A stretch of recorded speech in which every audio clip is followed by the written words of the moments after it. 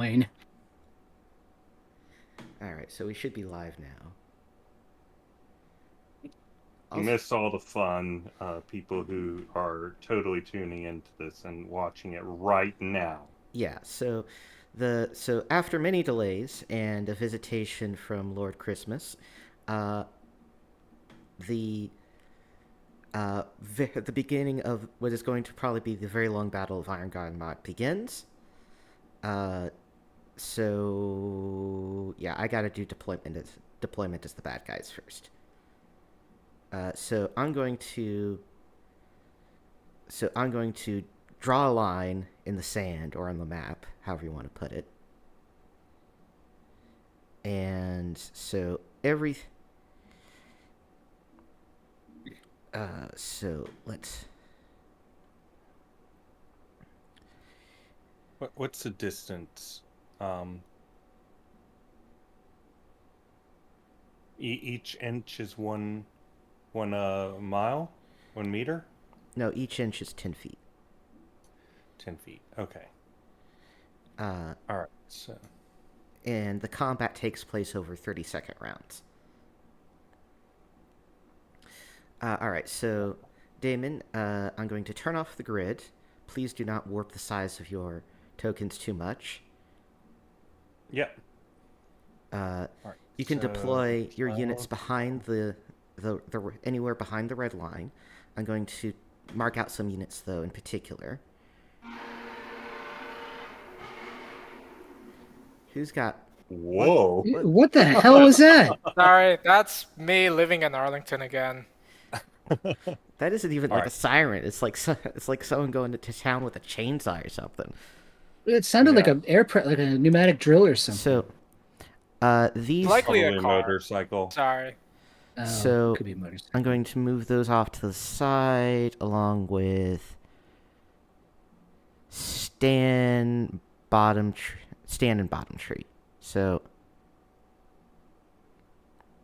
All right. So, do so we want to match forces or do we want to have more powerful forces target weaker forces so and I'm then going. try and So oh sorry go. let me explain a few things. So firstly, each one of the tokens represents 10 guys of that kind of unit. Most of them, I have your full sheets available to you on the shared mass combat sheet. It should be pretty obvious which units are which. Please feel free to ask me if you're confused, though. Um, you can deploy any of these units down here. They do have facing, so I will assume that the front of a token is the head, where the head is, if it's an infantry unit, or if it's one of these cavalry units, it's whichever way the horse is facing. Additionally, you can break up these units. They don't have to be in these big formations like this. You can change their formations however you like. You do. They can only be so small though. Technically, it's like how much based on how much points they cost. But basically, don't be a dick and make like a ton of tiny units, and we're fine. Um, I cannot control these guys right here. okay. I'm Can you? putting marks on these so I can input their statistics um,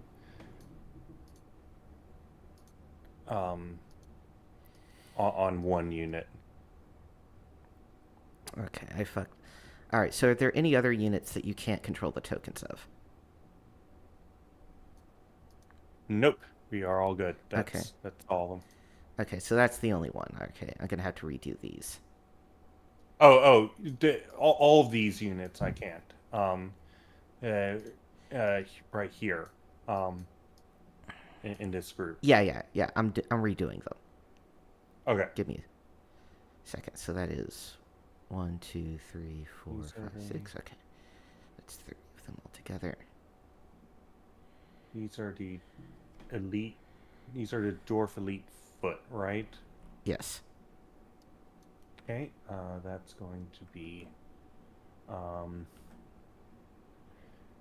9 movement. Then 4 armor, and then You don't have to input them into the tokens. 3 health. No, this is. I'm just doing it on one of them so I can see it a bit more easily. And that's no. I can just name this guy Dwarf Crankineer. There we go. Yeah. But I can't see the name. Shoot.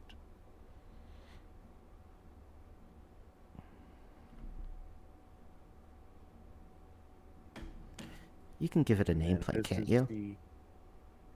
I don't. Yeah, you think check I the. can. You give the little checkbox Checkbox. next to name.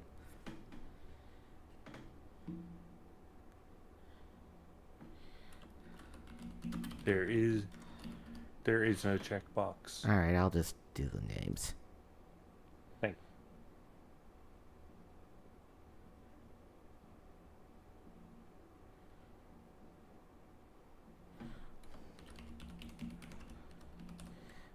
Also, we got our first Patreon subscriber somehow.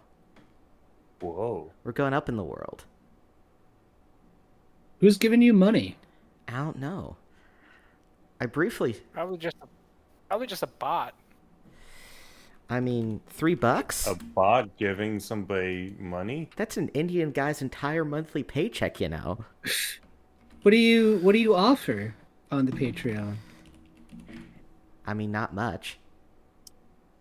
Like, if I donated $3, what would I get? A big thank you. Oh, so you're gonna read this dude's name or whatever? God. I'll do that at the end of the the battle. How about All right. that? But I'm not sure. Okay. All right. So we're the longbow's range is 21. So, at the line of skirmish, they could shoot out to this distance. Okay.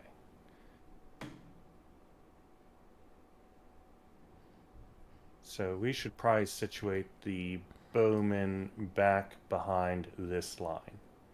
But I think that we want to approach from behind the hill. Actually, Is that a good tactic or no? One good tactic would be if we were to attack from here to here. That way we have their archers helping us as we approach. Sorry, I can't see where you're showing. on the far right? Okay. Ah, So if we attack from there, we have their archer support. Whereas if we come from here, we're, you know what I mean, we're out on our own. right. Or we could I see try what you pincer mean. movement. Plus, I'm very suspicious of this hill. Yeah, that's fair. Do we know this hill was? We know this hill existed when we visited Ironguard Motte before. Yes, the hill exists. What about this? What about this Well, penis their wood up here? their cultists are up here. This is probably where they're directing the armies with banners and shit. So honestly, attacking up here would be a thing to do with like the Unicorn Knights, right? I should note they they can teleport, but they can only teleport once. And, only once. yeah. Once. Yes. And Buyer beware. also, I'll note that your halfling slingers and mongrel men can be deployed in any woods territory secretly. In which case, you'll select it and just like take a picture, like a screen cap of where you're putting them, and that'll act as proof that you actually put them there. So we could put them right here. That's a wooded area, right? I can't see. Are you pinging? Yeah. Way up top left. And they could flank. You top left, not the penis wood. You mean the wood down on the line, right? No, the penis one. But we have to deploy behind. Don't we have to deploy behind the red line? Except for units that can be hidden So units that can be Oh, moved can okay. deploy All right. anywhere. Any wood. Okay, I got you. Mind, they're up Shit's Creek if we put them there. Sorry, the halflings and who else could go there? The mongrel. Mongrel men. Mongrelman? And Also, you what's don't have to tell me where Mon- you put them. Right. Mongrelman, 5 armor, 3. Yeah, but you're going to see us move the tokens so one. that we have to, so that we take the No, picture. he's saying right? take a screenshot for proof and don't post it. Okay, so Mongrelman's armor 5. So they're fairly beefy. There's just not a lot of them. It's not bad. And their range is 18. So how far is 18? That's not great. So we can't sneak up on this.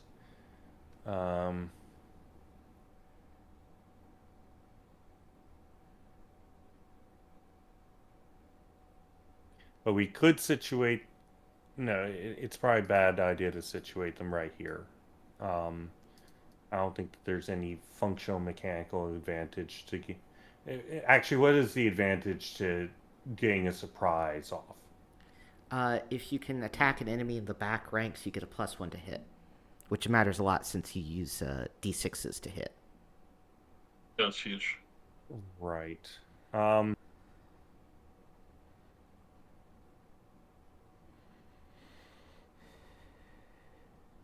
Oh, okay. So that's. And they're facing us. Do they see us or no? They have a. They're going to see your approach and see and reorient some of their forces, even though they are currently in the middle of dealing with other things as well.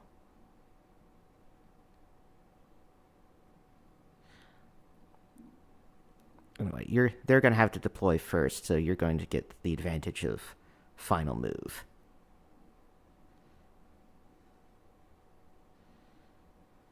That's too big. What's the range here? 15. That's within range to hit. Their guys. Those are the Goblin Wolf Riders. They have a move of 18. So they can get to Longbowmen in 1 turn at the maximum that the Longbowmen are able to attack.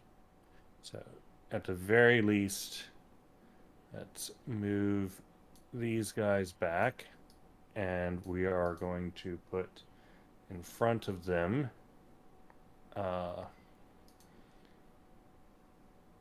they're pikemen, yes? No, they're Cranekeneers, and they are ranged units. Okay.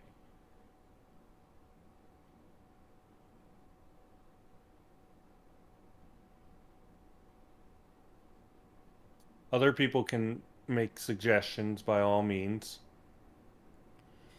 Are they orienting towards us, or are they oriented towards Ironguard Motte? I'm a little confused by how they're disposed. They are oriented towards you. Towards us, okay, shit. So I want to capture the hill, right? That should be our main goal, because that should rob control of all these skeletons. Want to take control of the high ground. Take control of the high ground, remove their command units, and all that sort of stuff. The hill is probably the thing that we should focus on. But the hill is also going to be the thing that they are most defending. What are these guys? We probably have a Goblin disadvantage archers. fighting uphill.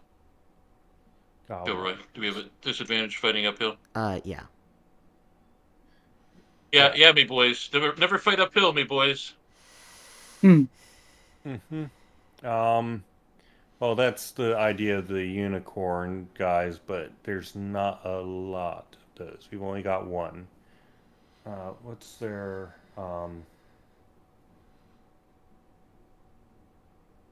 do we have a listing of these guys' units' abilities in the mass combat? in the shared mass combat sheet, you can switch the tab to NPC unit stats. Yes, are they there? They're all statted out over there. Like, I'm not sure what you're asking at this The point. the cultists are statted out. Yeah, I mean they're just elite heavy foot. So Oh, okay, gotcha. Mudmen. So they will have the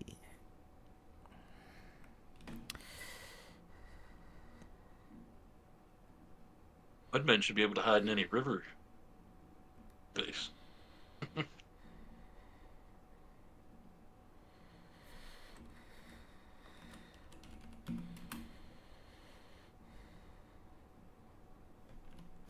there we go.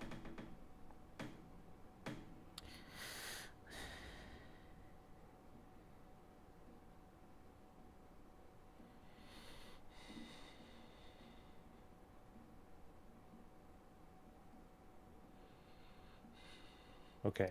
I think that we're going to do this a little bit differently. Let's put these guys over here, and then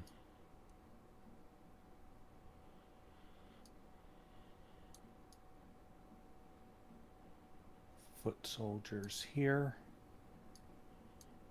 How do I make these turn sideways? Oh, never mind. I'm done.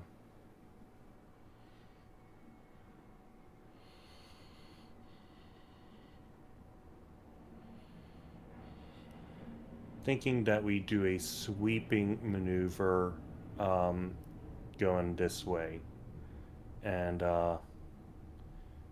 sweep around and then up the hill from this direction.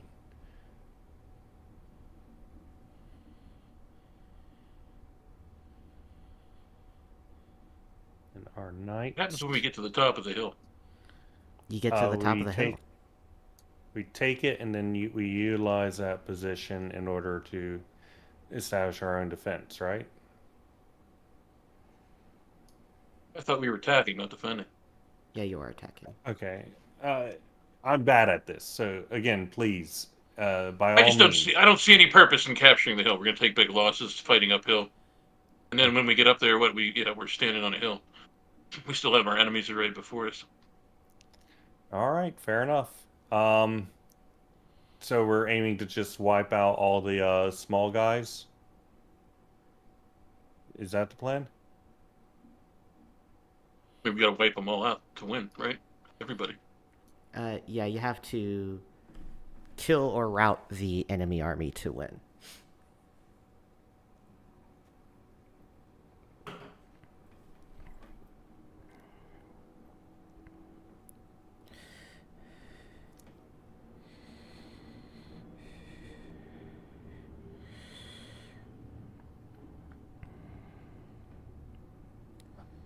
Gosh.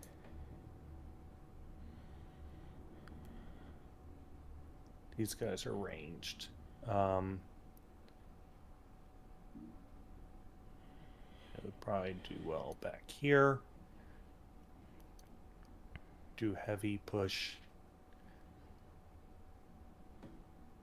Regarding the hill, if we're trying to take out their command and control, do we have anyone who can lob any fire bombs at it once they get in range?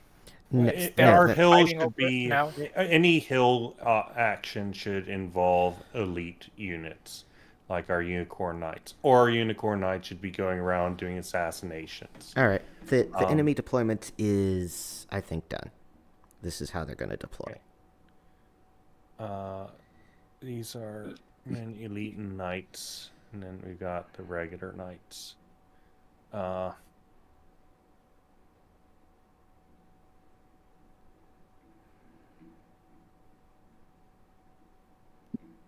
Knights go in front, yeah. And then, do we want to be more? We want to be more heavy on this side, don't we? I mean, that what are those 80?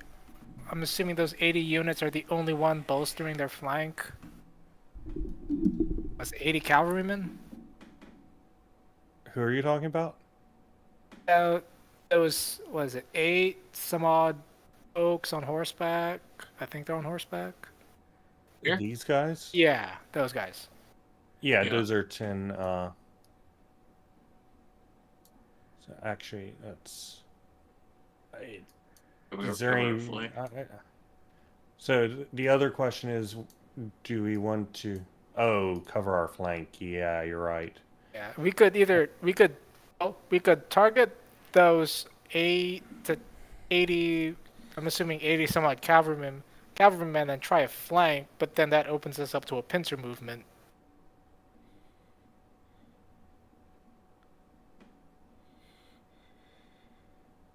Who are these dudes? They're cavalry, right?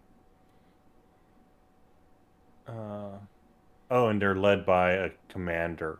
Actually, you guys should figure out where you are going. What sections you're going to lead. Because they've got like enemy commanders with certain groups. Well, So- Johnny could just be with the halflings wherever you put them. So Okay, fair enough. That's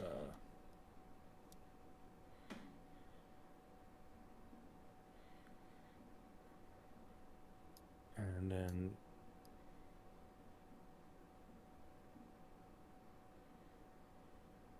Remind me again, do we have dragon support or do we not have dragon support? What? Why would you have dragon support? yeah, where do we wasn't get a there dragon? some? Shit, wasn't there something at one point where we talked about a dragon? No, Do you mean maybe I'm just Uh, misremembering things and gaslighting myself. Do you remember? There Do you mean Ossitrax was- pejorative, the dead dragon that's been dead for centuries that you're after the treasure of? Never mind, maybe a different dragon. There. I Sorry, think maybe I'm I misremembering shit. have part of him. No, you don't. You have a shield depicting him. That's not part of him. Yeah, it's like metaphorically. So I He's in metaphorically. my, he lives in my heart always, so, and on my arm. So if the police come to my door and ask, "Do you have any parts of another person in your home?" I should say, "Yes, I have parts of my best friend." You know? Metaphorically, metaphorically. Okay, how do we want to distribute this?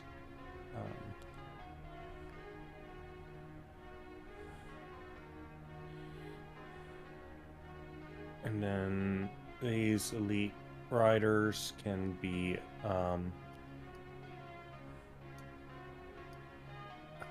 gosh. You want the, What are you doing here with the Crenniconeers? These are Cranconeers? This is a. All right. You need to not be breaking up units in the manner you're doing. Oh, I'm sorry. All right. So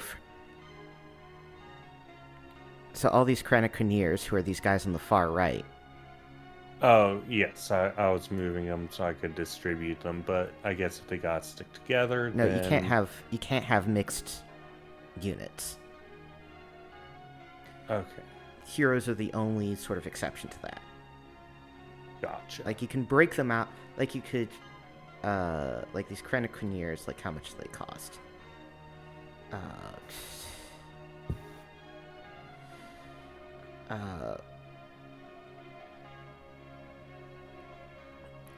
Yeah, I mean, they cost enough that you could maybe break them up into 2 individual units, but that's 2 units of 5, but that's about as much as you can break them up. Gotcha. Can I just go like this? I don't actually know the difference Sure, between... So, do you know what a Crenniconeer is? They're ranged. They're mounted crossbowmen. should, yeah. They should probably be back behind. Actually, wait, no. They need to be mobile.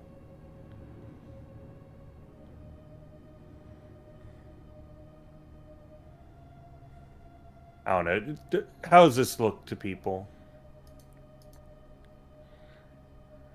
Okay, so here's what I'm gonna tell you. Putting your Chronoconeers in front sounds super dumb when you're this close to the enemy.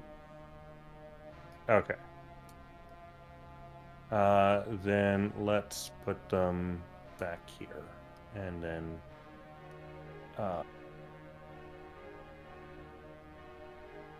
and... these guys are gonna stay where they are. That is not an elite knight. That is a...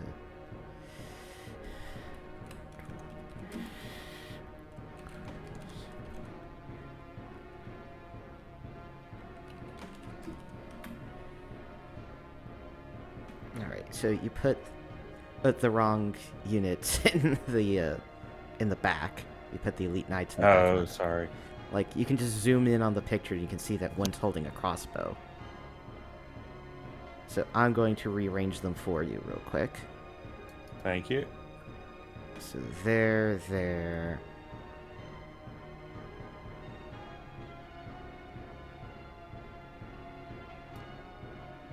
These are dwarves. Okay. I thought that... okay. Yeah, I can't get any fucking pictures of mounted dwarf crossbowmen, okay? Okay, so that's the first correction. The second correction is all your cavalry are oriented in the wrong direction. Oh, gosh. I'm going to start orient them in the correct direction. Which is pretty simple, fortunately.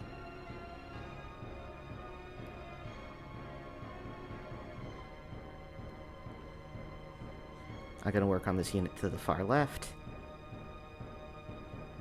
Okay. How do you guys think about the structure of the units? There's nothing fancy going on here. It's just the footmen are there to protect the bowmen. The horsemen are there to attack.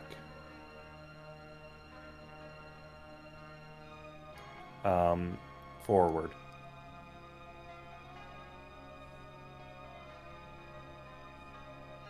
Hello? I can hear you. I don't know what...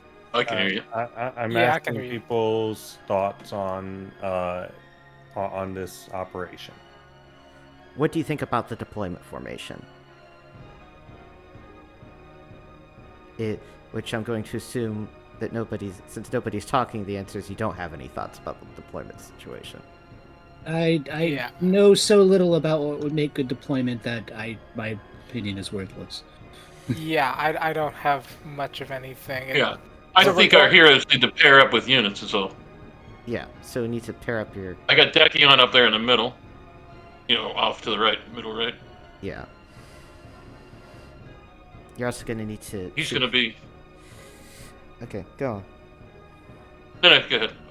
So you're also going to need to choose the placement of your halflings and mongrel men, and I will, leave I've already decided that.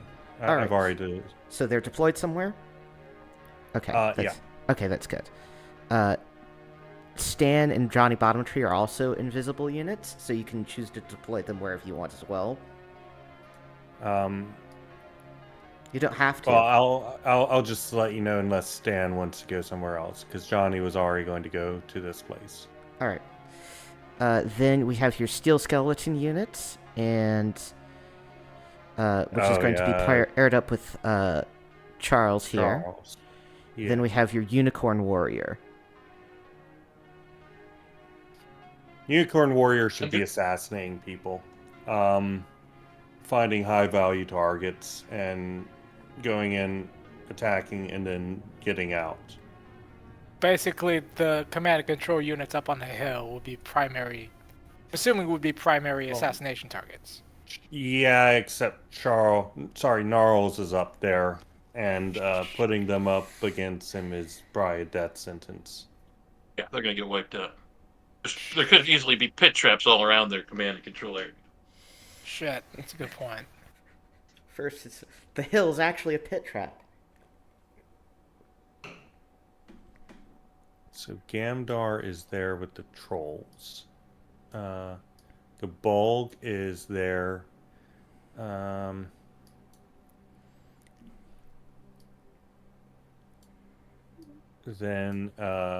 Mortimer is there. And then finally that Z guy is there. And then who's this? Oh, that's a Baylor demon. Okay.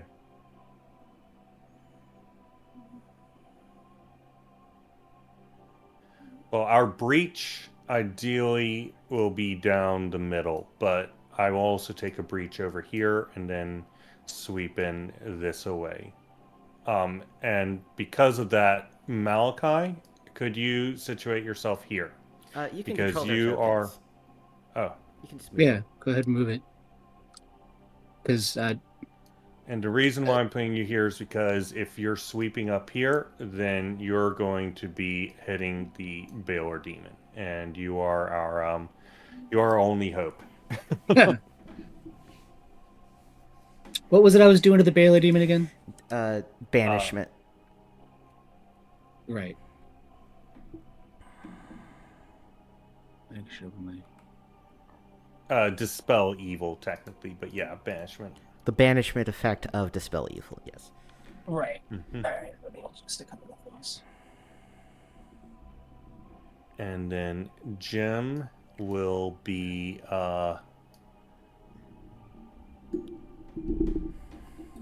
actually, are we like mounted or anything or no? You take on the movement characteristics of whichever unit you're attached to. So yeah, you can be mounted. Gotcha. All right.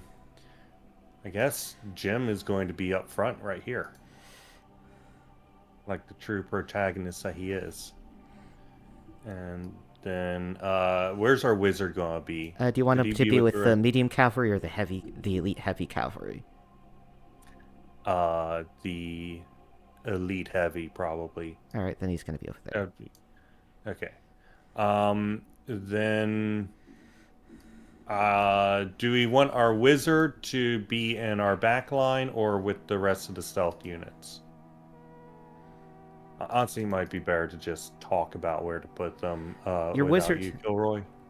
Or I mean, your wizard is artillery, so you're gonna be wanting him to be shooting very frequently. So, I mean, if you're gonna reveal like immediately, that might be used. He might be good with one of the stealth units, but. All right, I'll just fucking deafen myself, and then. Okay.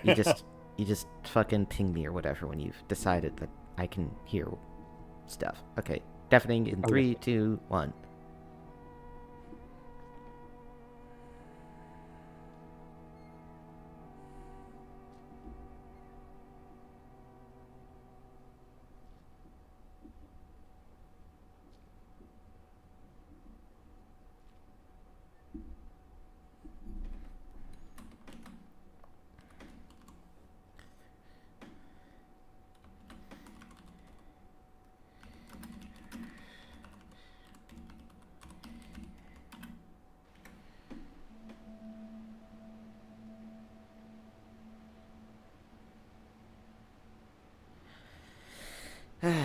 I just don't have that radio announcer skill of filling up dead space in a very interesting way.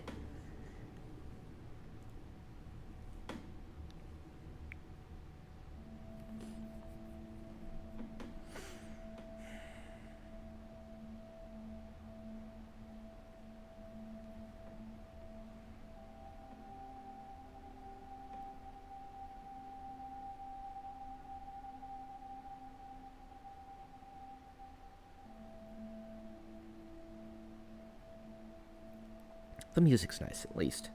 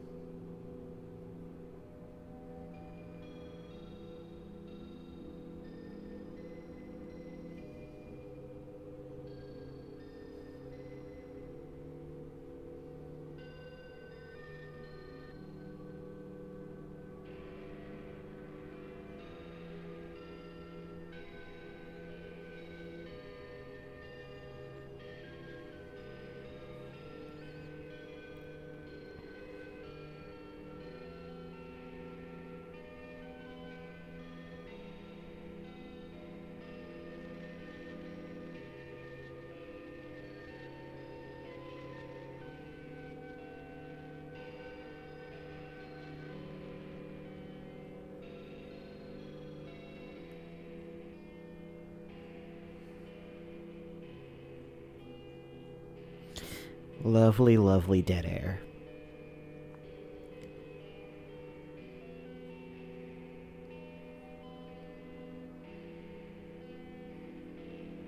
If anyone's in the chat, this is an excellent time to interact with me.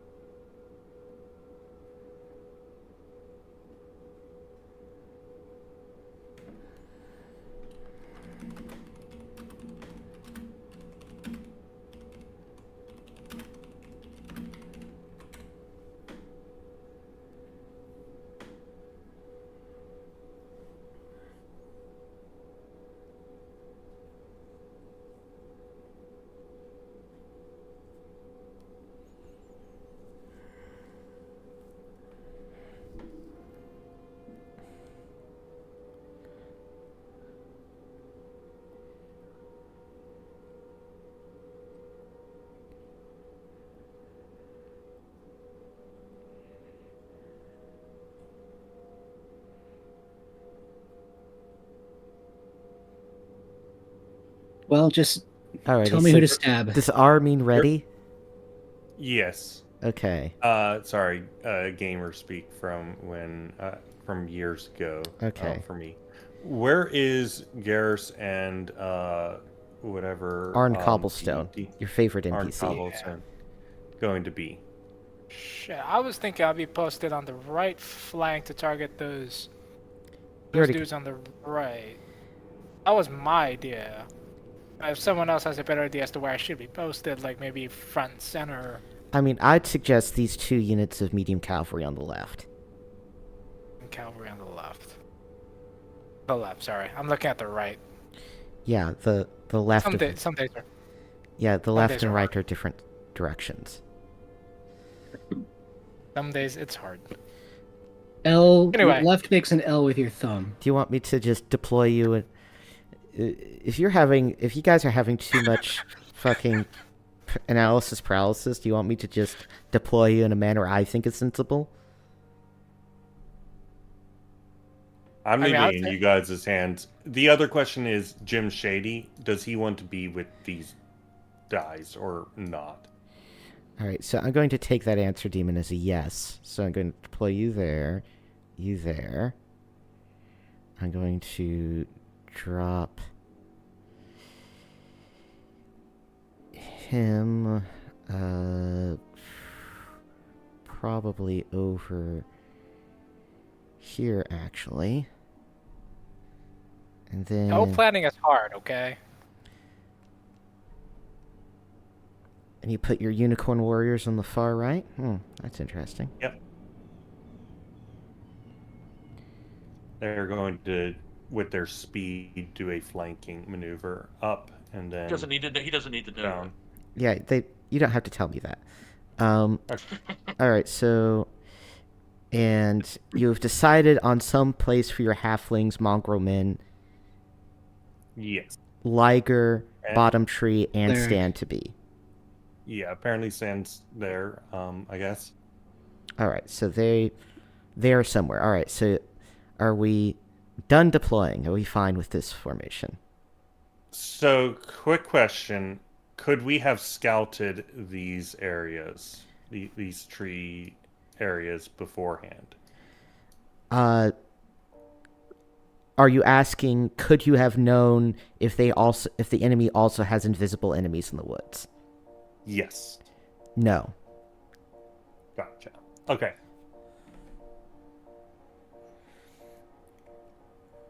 All right. Alright, so now I will note, right, if one of my bad guy units, trundles over like where one of your units is that's invisible, you do have to reveal it. Mm-hmm. All right, so otherwise, we done, we good. Okay, we're gonna remove the line of scrimmage and start beginning. We're gonna starting. All right. So firstly, we're gonna roll for initiative, and it's a 2d6 for each of us. So I roll initiative. I get 3. Can you beat a 3, Damien?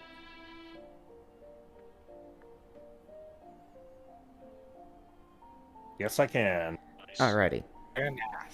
So the turn sequence works in a very specific way, right? With approximate movements. I'd make an Adventure Time reference here, but I'm pretty sure you guys never watched Adventure Time. So the first phase is movement, the second phase is attack, and the third is morale. Right? So what you're going to do is you're going to declare basically where you want to move your units. Then we're going to resolve attacks, and then those attacks are going to result in morale checks on units that have been damaged. Okay. All right. So, Well, I'm guessing your first move is going to be charge all units at the enemy. yes. Unicorn Knights go up here and then flank.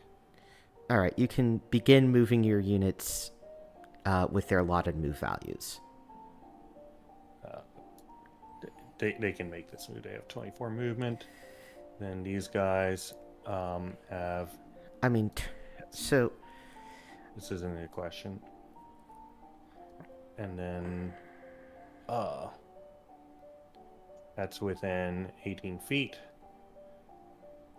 Oops.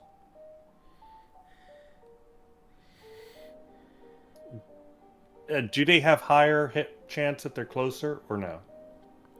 do who have higher hit chance? Longbowmen. No, if they're in range, it's just a flat. You're in range or not. Okay. And then, let's see. These guys all move forward. What's their movement?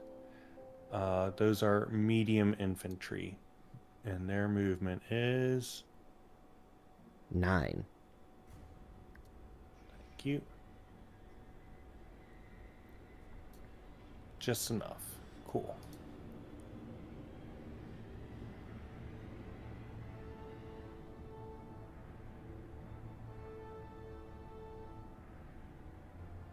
And we're actually going to scrunch this up a little bit. And these guys can hit not quite in the back line, so they're going a bit forward. You do actually have to make contact with your units, so Okay. this guy's gonna have to be more like this, and like move. Dekion's position within the unit is more notional, Right. so that is you have units in contact. And let's move these guys. And with some formations of more than one unit, right? You measure from the longest distance from the unit. So if you're sort of cocked, right, you do from the far side. Gotcha.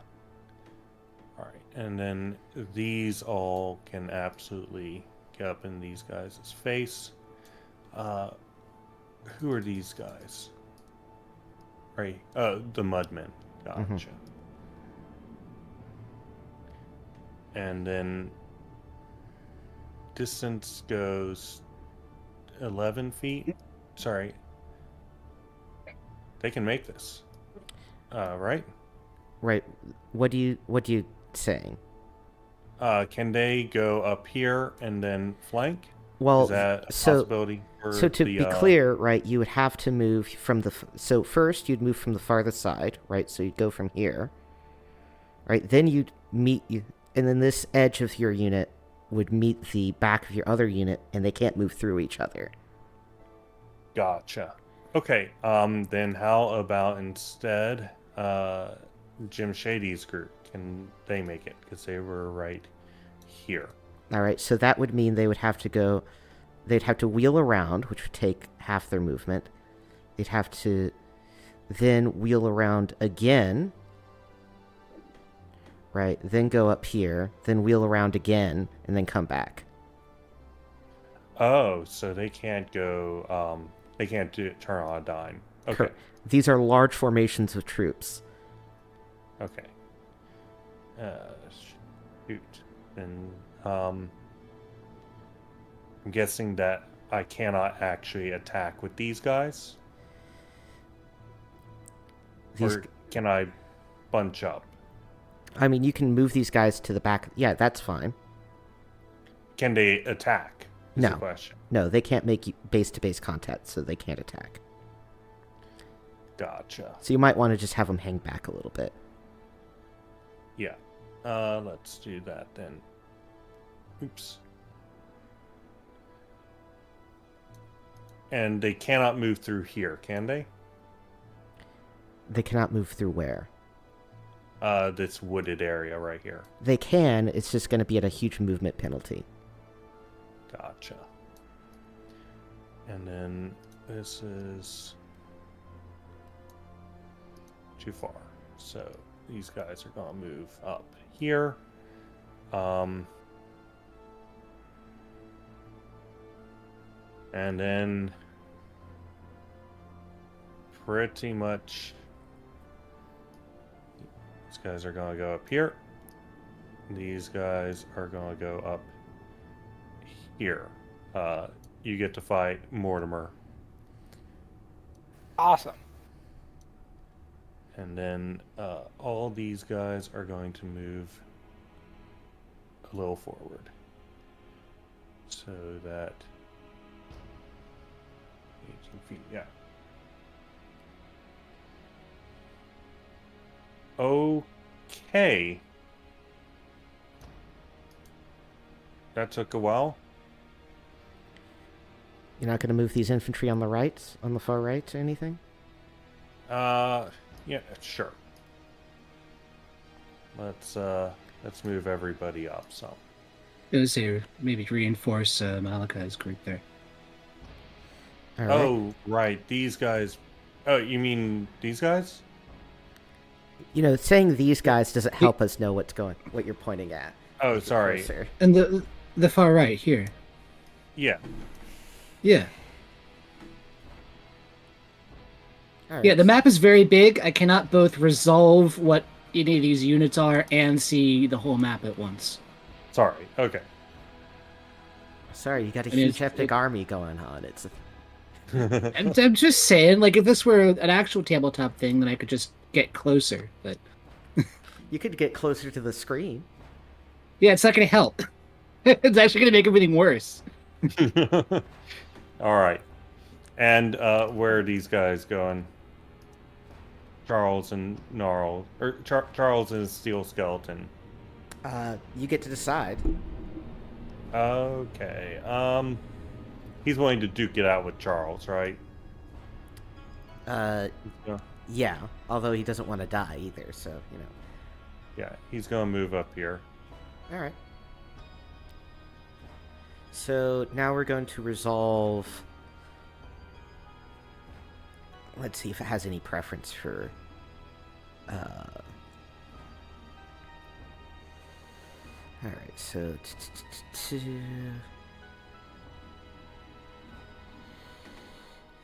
All right, so.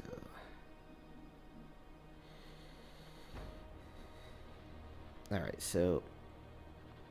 It doesn't have any preference for how things go, so we're just going to resolve it left to right, starting with the melee units.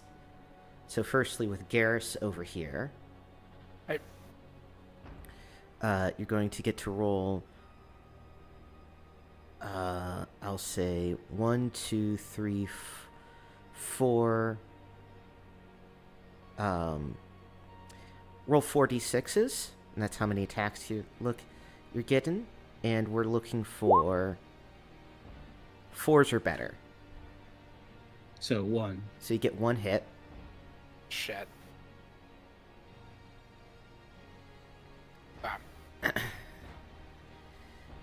And let's actually roll 46 again. You get double dice because you're cavalry.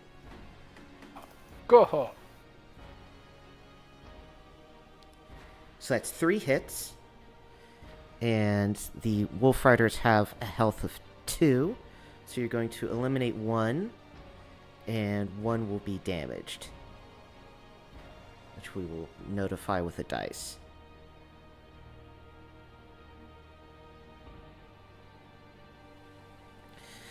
Next, we resolve your hero attack. And you are Garrus the Fearless, who's also a huge pussy for some reason. The fearless, not the stupid. Yes. I mean, you did have that moment when you ask, who among you is a huge fucking pussy? And Garrett was like, I am the pussy. Okay, some days English is hard and I can't distinguish left and right and I can't listen good. Okay. It's good enough for civil service. Alright, so you're going to get... Anyway. You're going to get 1 automatic hit in, so you're going to eliminate a second Wolf Rider. Nice. Alright, so that resolves that part of that unit, and then you're going to get... And then on the second part of that unit, we're going to roll 46 again for attacks, and we're looking for 4s or better. 2. Alright, so 2 hits. That eliminates 1 of them. Alright, then we're going to go with where Arn Cobblestone is. And he's going to get 1, 2, 3, 4, 5 times 2, so that's 10d6. And these are bugbears, so we're looking for Nice. 5s or better. Very nice. So 1, 2, well, nice. 3, 1, 2, 4, 3, 4, 5. 5. So 5, and they have a health of 3, so you take out 1 and do 2 damage to another.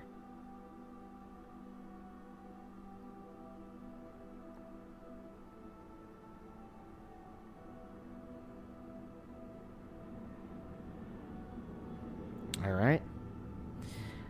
And then Arn Cobblestone is going to resolve his damage. So he's just going to do... Yeah, so he's going to have to roll to hit. So roll a d6 for Arn Cobblestone.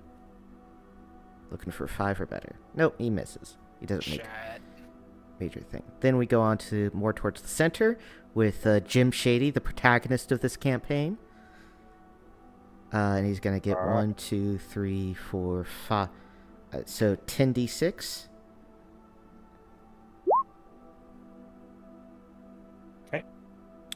2, 5 or 6. And we're looking, and these are goblin footmen, so we're looking for 4s or better. So 1, 4, 5. 5 hits. He's cavalry. Does he roll twice, or no? I already factored that in and telling you how many dice to do. So it's 2 times the number of units. So you take out half this unit of goblins. And then since Jim Shady has sweep attacks, he's going to be able to make 3 attacks against the goblins. 3d6? Yes. That's 1 hit. So more than half of that goblin unit is down already. Then over here with the infantry, you're going to get 1, 2, 3, 4, 5 dice.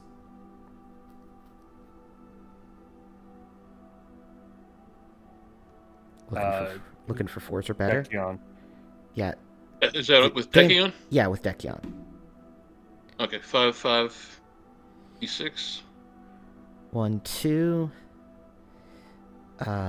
2 hits, and then you're going to make 3 attacks with Dekion, so 3d6. Nice. 2 hits. Nice.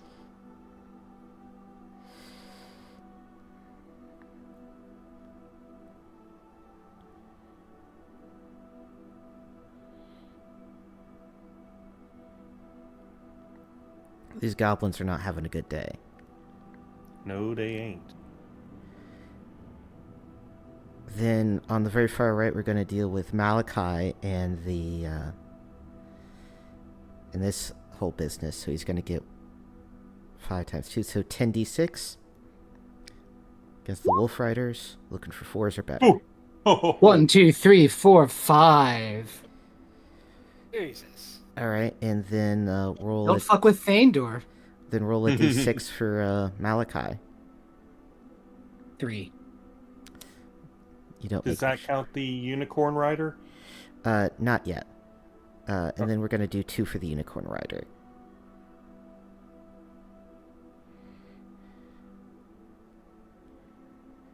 Actually.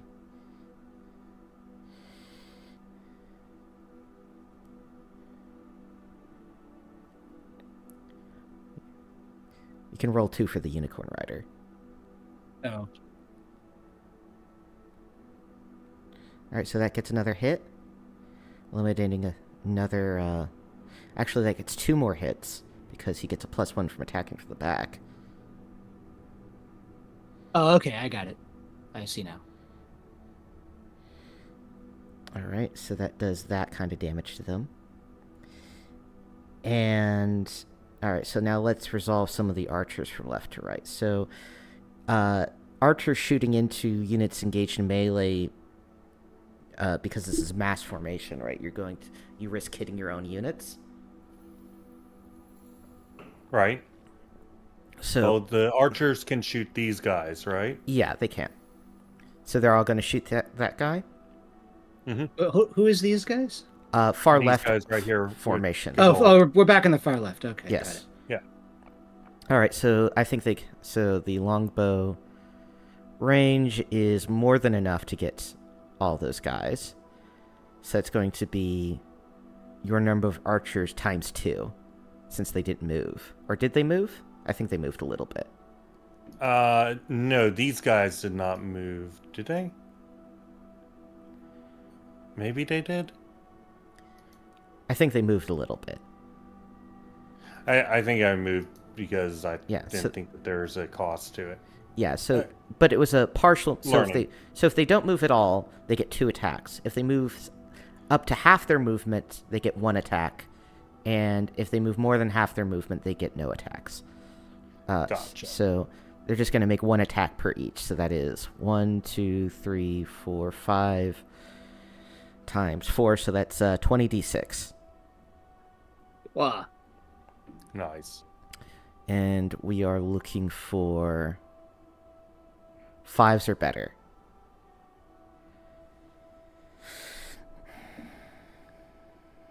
That would be Dam- Garrus, right? I mean, Damon, you should just roll everything to expedite things.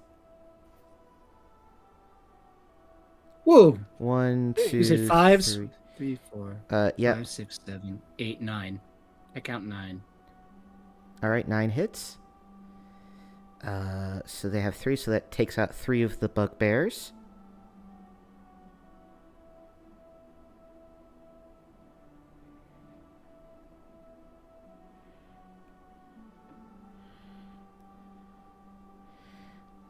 All right, so that takes care of that archer. Then we're going to move to the archers over here next to Charles. And I'm going to guess they're going to target the mudmen, correct? Yep. They're in range. And I believe they also moved a little bit. Yes. So that would be 10d6.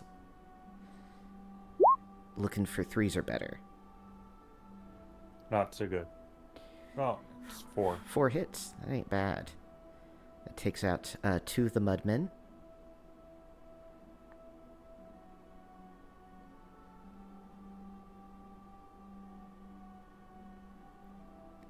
And then this very far right group of longbowmen I don't think have any valid targets. Unless you want to shoot into your own ranks. Actually... Can they even hit the Unicorn Knights? Are they even able to? Let's check. So they have 21 range. So... Unafraid to die. No, so they could shoot the wargs in front of you, but that would also hurt your own units. And they're just out of range to shoot into the back ranks of the skeletons way over there. Okay. I was wondering if they could hit the guys right before the Unicorn Knights, given that, Unicorn Warriors... No, it takes place in a very structured manner, right? You can't... Okay. It's movement and then attack. You can't break it up. You can't change it. Unicorn. No. I mean, because the unicorns are the ultimate fortress. Oh, let's not risk it with the Unicorn Knights. All right. Okay. So then we move on to morale checks. All right, let me bring out the book just to make sure. I was actually going to activate the guys in stealth. Oh, all right. You should have done that movement, but. Oh, I'm sorry. Well, we can wait until next turn. It's fine. If I played it wrong. I mean, I guess I didn't give a specification. Like, if they're just going to attack, I'm fine with that. But if they're going to move... Yeah. Oof. No, they're not going to move. All right, so they're not going to move. Okay, so they're just going to attack? That's fine. Yeah, so these guys are all right here. And the first thing that's going to happen is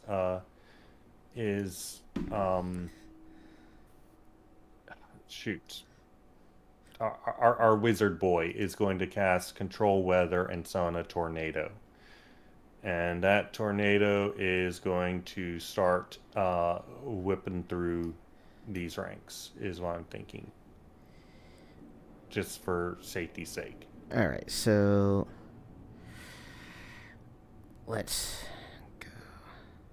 So it's 240 yards around the caster, and then the tornado can move 120 feet per round.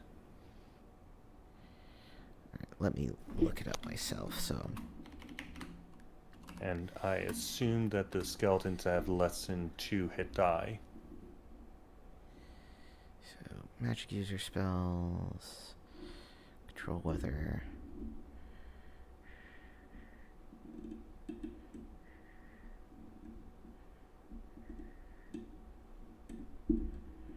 Tornado... 6 inches across...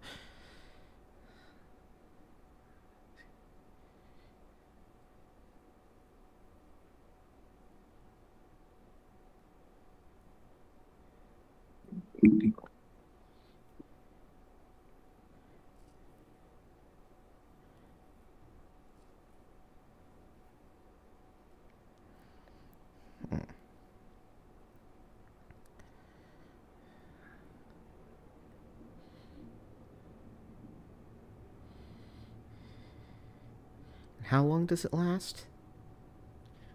It lasts for duration concentration. So they would have to find them.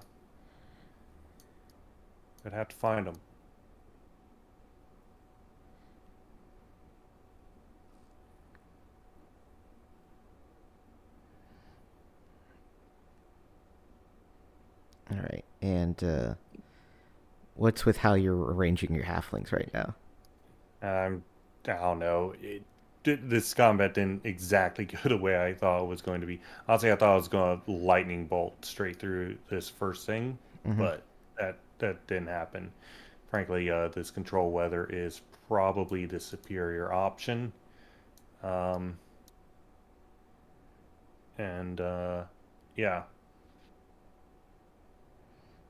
These guys are they were going to sling, but they can't sling and not hit our friend, so I guess that's not happening. All right, so we're going to create a tornado.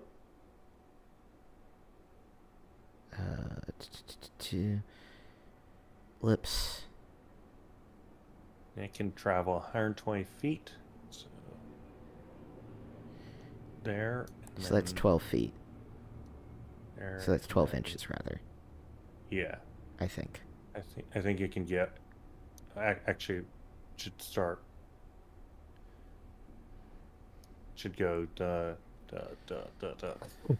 Just go like that, as much as it can.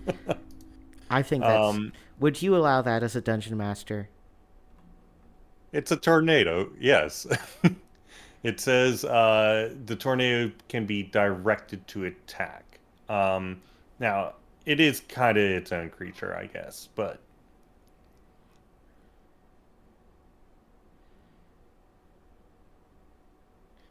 And whirlwind creatures with less than 2 hit die are swept aside, save versus death. Well, I'm trying to make this interact with the Book of War. Okay. Stuff, right?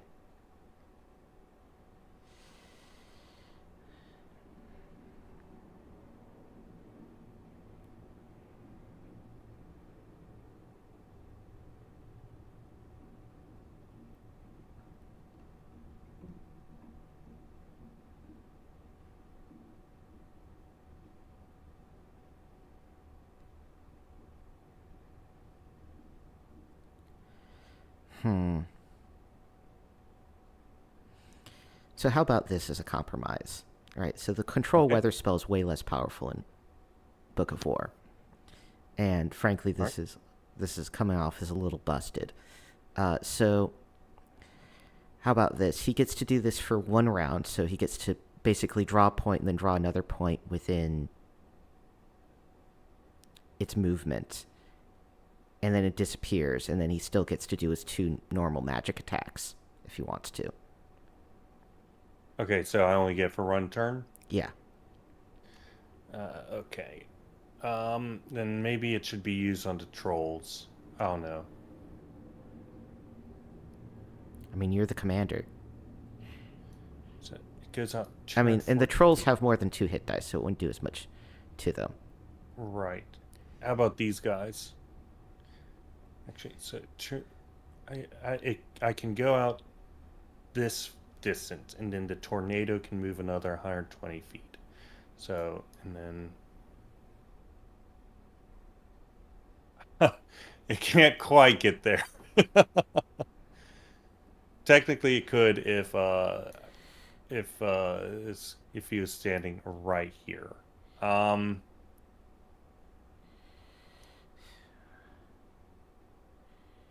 it's probably best if what do you guys think? Where's this tornado, this one-time only tornado, best utilized? So you could use it to eliminate this group of goblin archers or to eliminate one of these skeleton units. So those are your 2 good targets. Shit. Let's take out the archers. Yeah. All right. So a tornado tears ass through these archers, and they're just fucking killed dead. Nice.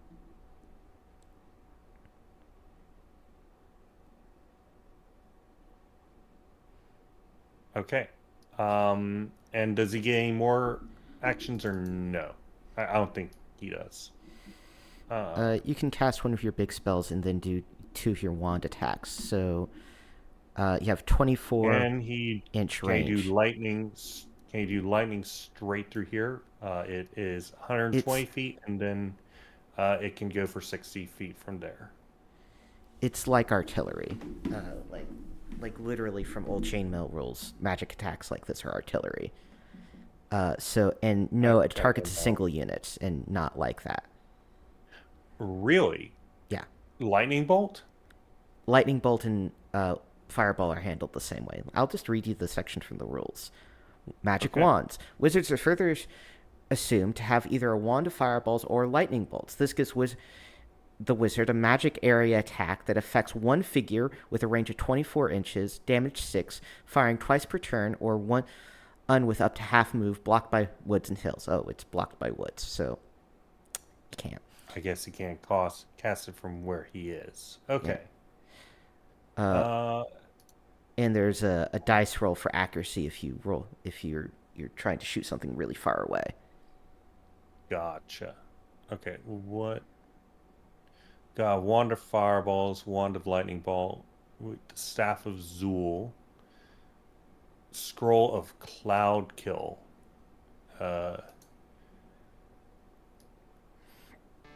we that that's probably not something to drop just yet. That would be something to drop right here. Mm-hmm. Fire a lightning bolt. I didn't get any lightning bolt. Yeah, he's gonna drop a single lightning bolt right here, or no, right here. Can you do that? I already described to you how the woods Blocked block by the light. woods, right? Yeah. Can you move over here? And He cast? can't- But if you cast, is that like normal? He can't move. Again, right? He can only move during the movement phase. This is the attack phase. All right, then that's all he can do. But they don't know he's in there, you know. They don't know he's in there, so like, you know, have that advantage. Yeah. So, all right. So that's all your attacks, right? Looks like, yeah. All right. Now we're gonna go through and resolve morale checks. All right. So, next morale check. 2d6. Adding the units.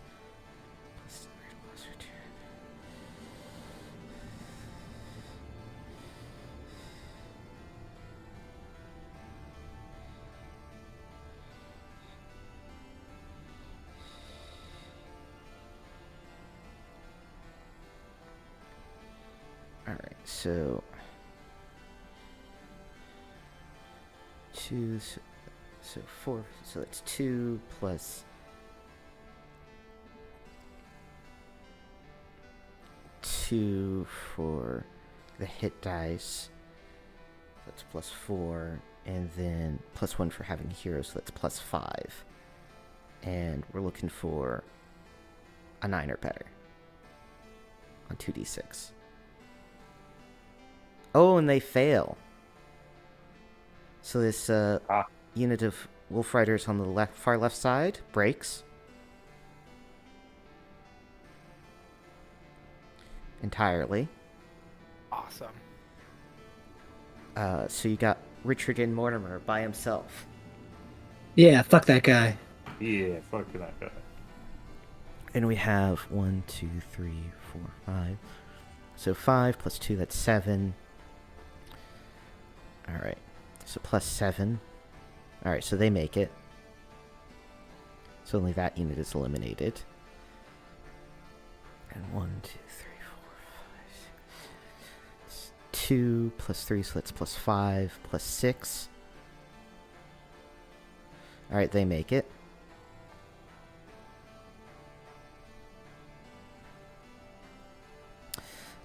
So that's 1, 2, 3, 4, 5, 6, 7, 8. Alright, so these guys are going to auto make it. So that's plus 0. Yeah, so these guys are almost certainly going to break. And they do.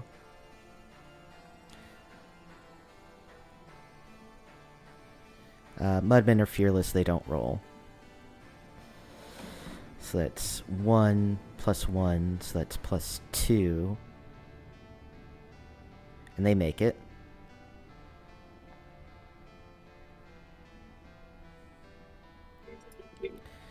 And these guys get 1 plus 2, so 3, 4. And they make it. I'm going to slightly rearrange how these tokens are. Alright, so that is it for all of the enemy's losses. The enemies are now going to do their own thing. So firstly, Gnarl's first step is going to cast Disintegrate on this section of wall over here. Which is going to require a dice roll on the part of the member of the hand over there. So, Disintegrate. Alright, so let's see if it eliminates. And it does. So, Longfinger of the Hand is just killed outright, along with this unit of warriors. I'm doing it out of order, but this is what's going to happen anyway. Who cast this spell? Gnarls. Charles? On the Hey, wall of one Ironguard Motte? Yeah. Okay. You got one in the hand, though, so something good happened. Yeah, I was gonna say. Like, I guess they're defending the Motte, but fuck those guys. So. I'm curious as to why he decided the wall instead of us. One moment while I figure this shit out. I keep forgetting the Hand are technically good guys. They're rivals. Yeah, because fuck those guys. Alright, so...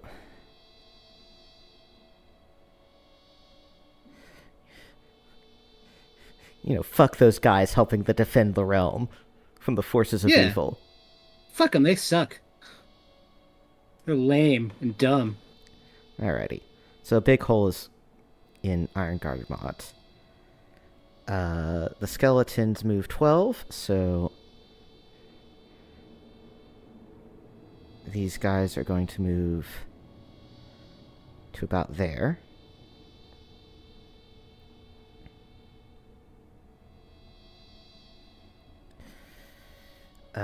The other skeletons are going to be redirected. So this guy's going to spend half his movement turning around. And then he's going to advance 6 inches and come to the edge of the forest.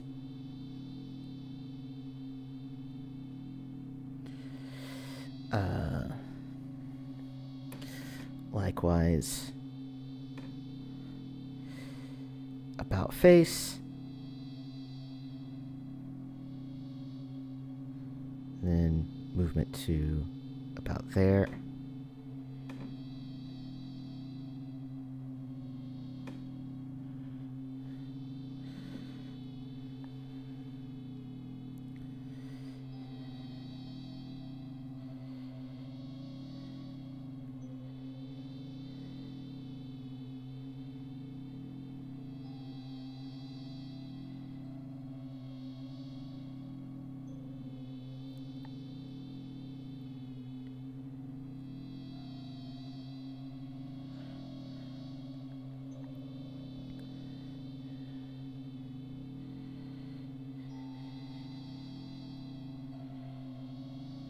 Are they aware that we're here? Because the only thing that actually came out of this was the spell cast. I mean, when you reveal your units, you reveal your units. Like... Okay. Fair enough.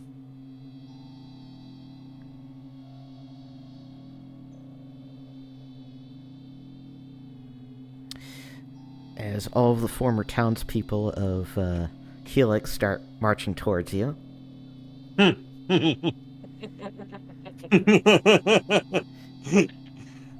Oh, necromancers. Mudmen are gonna go there. Look at that. Trolls move 12, so...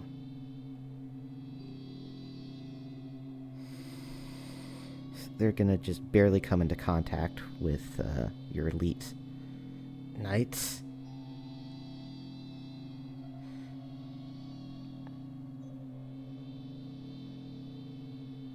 Hi, Gamdar. And, these guys are going to slightly rearrange to be a more effective fighting force. Mortimer's going to join them. These guys are going to advance and engage.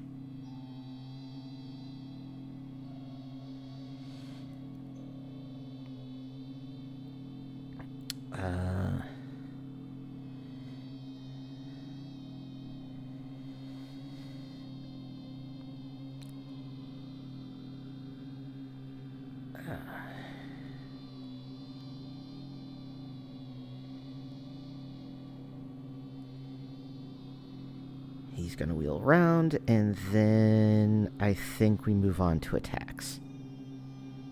Yeah, I think we're moving on to attacks. Alright, so going to start left to right as per usual. So with the Wolf Riders, so that's 1, 2, 3, 4, 5. So that's 10d6.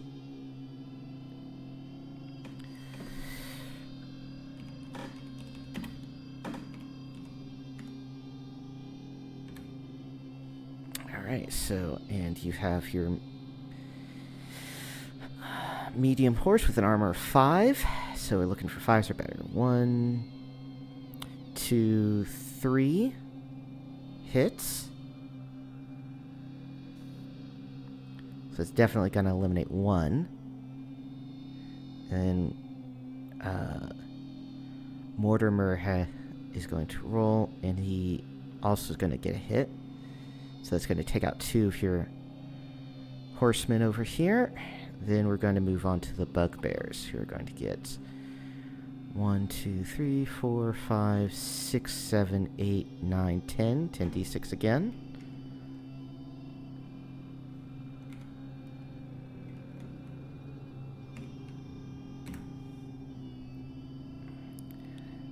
I think I'm just looking at a shockingly bad roll. Yes, you are. Oh, God. You only take 1 hit. God damn.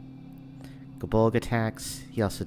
Alright, so he eliminates 1 of your units.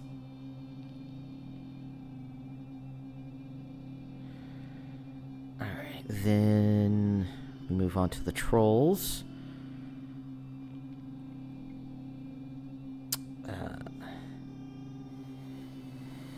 Who get 2 attacks each, so that's going to be 6d6.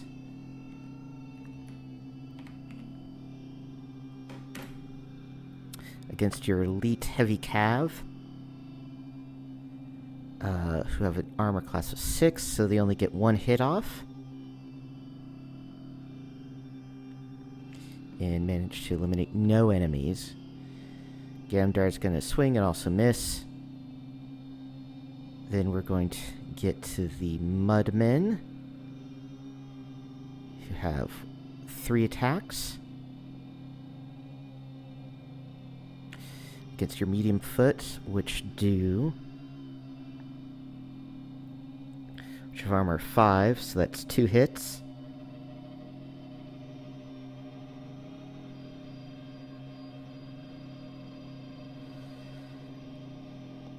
Then 1, 2, 3, 4 d6 against that same unit for 2 more hits.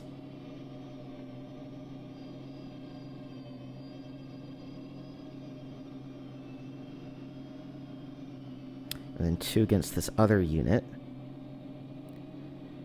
which scores no hits.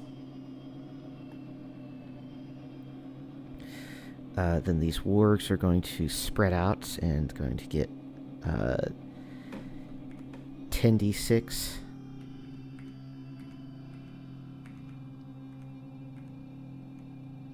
Looking for 6s, and we only get 1.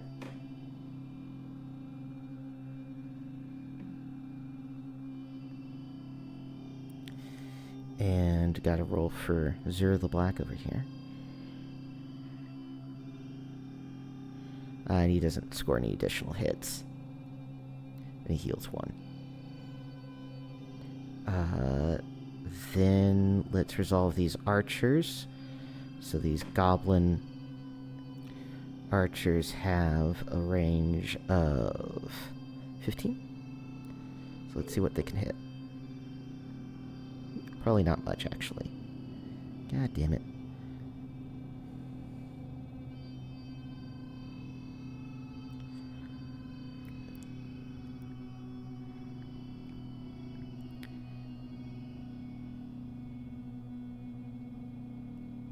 Alright, and that is going to be that. So we're going to move on to morale checks for friendly sides. So that's 1, 2, 3, 4, 5, 6, 7, 8. Divided by 2, so that's 4. 5, 6, 7. All right, so Damon, roll 2d6 for me. All right, so they make their morale check. Cool. Then 1, 2, 3, 4, 5, 6, 7, 8. All right, so they auto make their morale check. No morale check there. And we have 1, so that's 10, 11 divided by 4, so that's plus 2. 3, 4, so roll 2d6 for me. Made it just barely. I don't actually understand how these morale checks work. All right, so am I supposed to roll above or below? You're looking to roll high. Okay. And why did I make the first one? Was I supposed to roll above a 7? No, you're getting a 7. Oh, right. I see.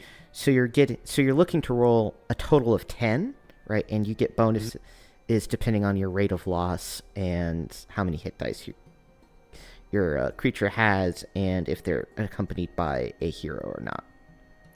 I see. Okay. What it means is that larger units have better morale. Is the basic gist of it. Okay. Alrighty. It is now Friendly's turn. Oh, no, wait, it's not. Gnarls makes 2 magic attacks. So, he's going to... Let's see over here. Alright, that's a safe bet. So he's going to have to make an accuracy roll. So it's going to be 1d6 twice. So he's long with the first one, but fine with the second one. But he's got them nice and lined up, so... Shin straight through his friends. So he's going to blow up 2 of your riders over here. Oh, right. He's on a hill. So. Yep. They have the high ground. Mm-hmm. Your archers, they didn't get it. Shit, I am losing. They didn't have any good targets. That sucks.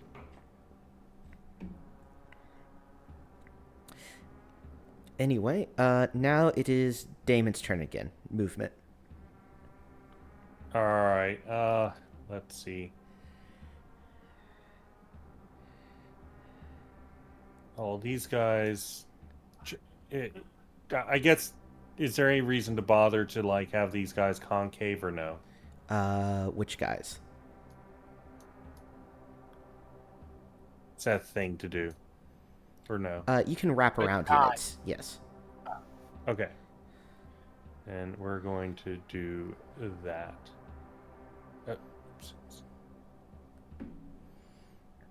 And then these guys can just shoot as they are, right? Can they shoot from wooded areas? Yes. Because they're halfling slingers, and that's their thing. So you want them to, turn around and then shoot at these guys? Yes. That's fine. I'll give it to you. All right. And then... Let's see. What's the distance for archers? 18. I need to move these guys out? Yeah, we're gonna move these guys forward. These guys are archers with 18 range. So they need to be up here. And then these guys are gonna move forward along with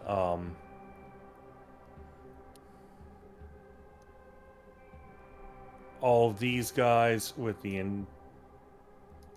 actually these guys are going to move over here and concave.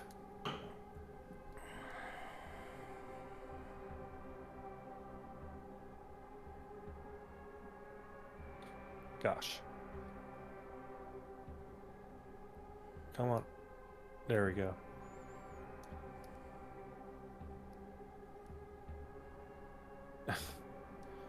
This is annoying. Alright, and then these guys are going to go up here with the intent to target these two.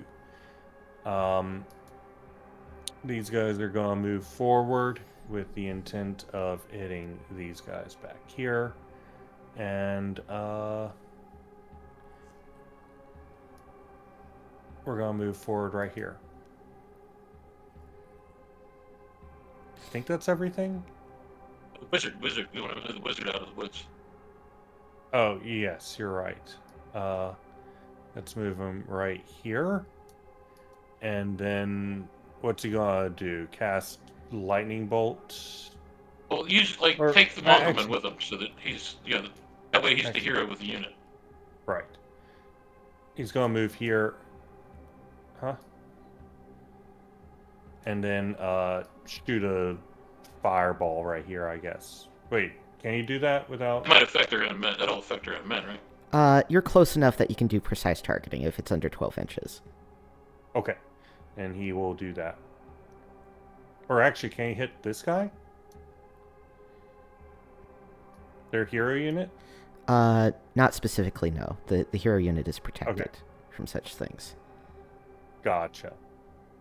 Alright. And let's have the infantry wrap around here. The halfling we should meet the charge of these skeletons, huh? They are ranged. They're not. Well, okay, so that's a bit much there, Damon. Oh, sorry. Okay. Like when you're already in contact with an enemy, yeah, you can wrap around, right? But you can't.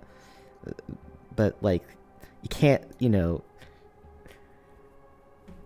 teleport behind them and stab them through the chest, No, Method I personnel didn't kit mean them. Sorry, I want to do this. Another person.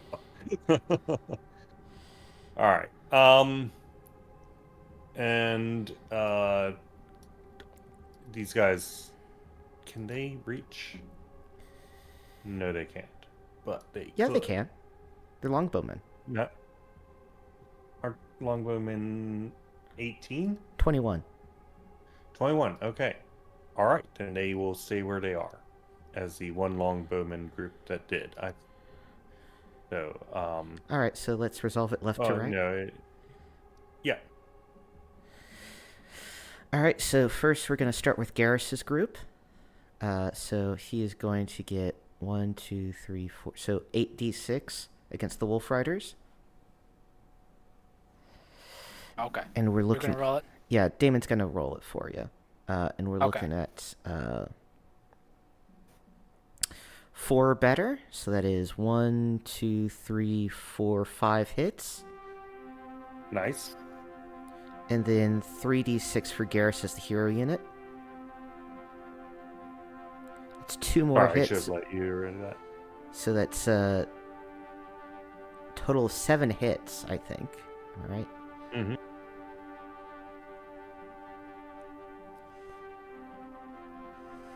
All right. So that is. Then we're going to resolve 2 medium infantry attacks. So that's 2d6 against the Wolf Riders. 1 hit.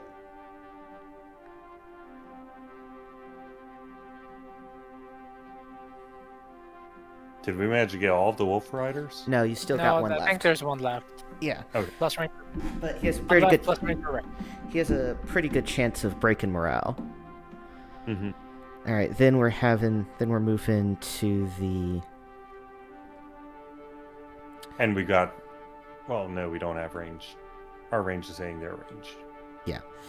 Then we have the next group of cavalry. So it's going to be all your cavalrymen are in contact. So that's going to be 1, 2, 3, 4, 5, 6, 7, 8, 9 times 2. So that's 18d6. And That's a lot of one. Oh, we're looking for 5s. So that is 3. 3 hits. That's enough to eliminate an entire bugbear.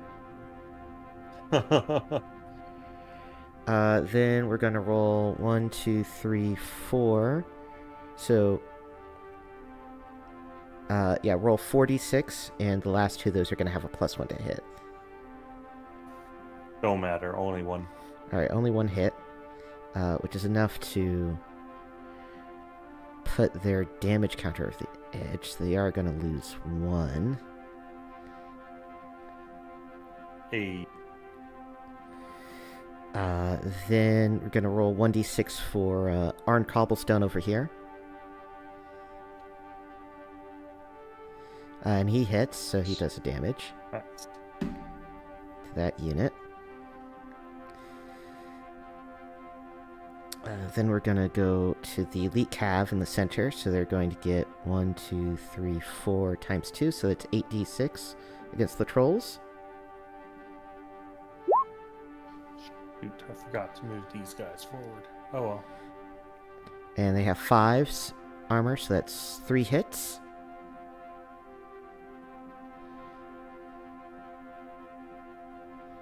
Which isn't enough to eliminate any of the trolls. Jim's got sweeping, if that matters. Yeah, here. so, he's gonna get 3 attacks himself. So that's 2 additional hits. Still not enough to drop a troll. Wow. Okay. Dekion needs to get over here soon.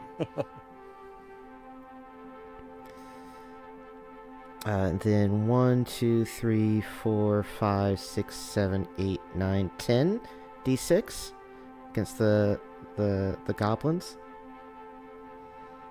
Good roll. And we're looking for 4s or more. So 1, 2, 3, 4, 5, 6, 7.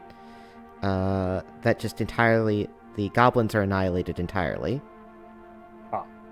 Nice. And, cut down to a man, and then we'll give Dekion 3 attacks against the Mudmen.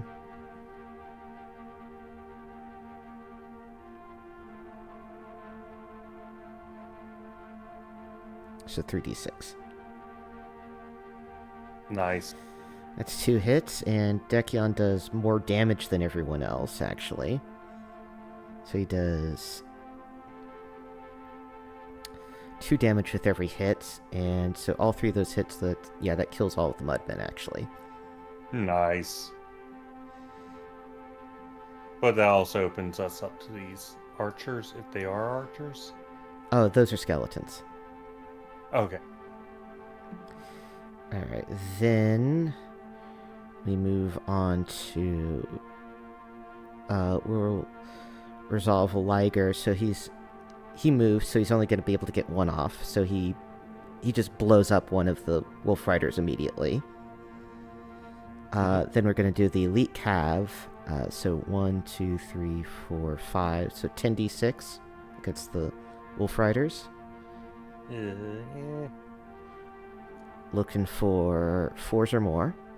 So that's 1, 2, 3, 4 hits. So that eliminates 2 of them. And then the Unicorn Warrior attacks at a +1. So 2d6 for the Unicorn Warrior. So that does 1 more point of damage. And then you're going to get 2d6 from the infantry. So 1 more hit.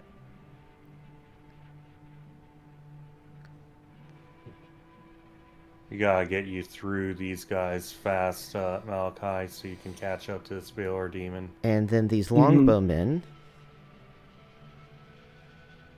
are going to be able to shoot this group of skeletons. So that is 10d6. No, it's actually... So there's 10 of you, 2 dice each, so that's 20d6 against the skeletons. And we're looking for 3s or more. 2, 4, 5, 6, 7, 8, 9, 10, 11, 12, 13. All right. 13 hits. So 1, 2, 3, 4.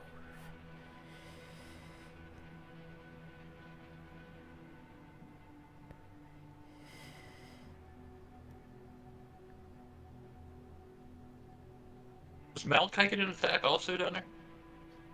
Oh yeah, he does. Sorry, I forgot. Just a Goddamn single right I D6, do. right? Yeah, roll a d6 for Malachi. Did we manage to kill the last one? Yeah, you did actually. Hey, nice. So the Wolf Riders are eliminated to a man. Fuck yeah.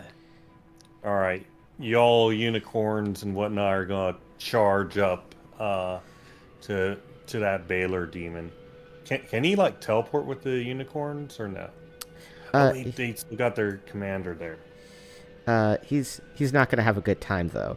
But Malachi could detach and then reattach to the unicorns and then teleport. Yes. Okay, that we'll do that because even if it fails, then he can create a bulwark because the Baylor demon can't pass through the area. Yeah. So put down. they'll have to be on your next movement step. Yeah. All right. So the so that resolves all your attacks, I believe. Oh no. Do they get missile attacks? Longbowmen across the board, except for these guys. Say that again in a manner I understand. So we've got halflings that can attack here, more halflings that can attack here, these guys that can attack here. These guys can't attack these guys over here. Again, we need a little bit more specificity. So let's deal with. I'm sorry, I thought I was pinging it. All right, so let's go from left to right, as per usual. So, these guys down here. So they moved. Yep, and then these guys can all hit these guys. So because these are so they're riding crossbowmen, but they move less than half their movement. So, and they're up on a hill, so that helps. So these guys are only going to get one 6-sided dice each. So that's going to be what, 20 d6, 25 d6. Okay. And the goblin archers have an armor of 4, so that's 1, 2, 3, 4, 5, 6, 7, 8, 9, 10, 11. All right, so they're all killed. Nice. And then that was counting these guys as well, right? Yes. Or was okay. So then these guys are going to go after those guys. Those aren't archers. They aren't? No, these are dwarf elite infantry. I mean, look at their pictures. Zoom in. It says dwarf Quinikiers. Yeah, the thing you wrote mistakenly. Damn it. Okay. Good to know. All right. Well, these guys can hit these. Okay. Let me zoom out. Which guys we're talking about? They're cross. So that's going to get them. So I'm going to say they're going to have to get a -1 to hit because they're shooting indirectly. So they're going to need 6s. 1, 2, 3, 4. So 5. So you roll 5d6. So you get 1 hit. What? Did we manage to kill one? Yes, you managed to kill exactly 1. A. And then these guys. Oops. These guys can hit these. Yeah, and they're going to roll 1 dice each, so that's 10d6. Looking for 3s or better.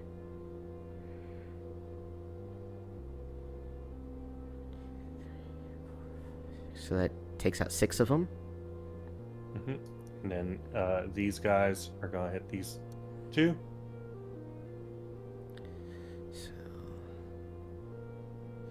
Alright, so they're elite halfling slingers, so they're going to get actually a bonus to hit, so they only need 2s. And they have a rate of fire of 2. So 1, 2, 3, 4, 5. So that's going to be 10d6, and you need 2s or better. So Nice. 1, 2, 3, 4, 5, 6, 7, 8, 9.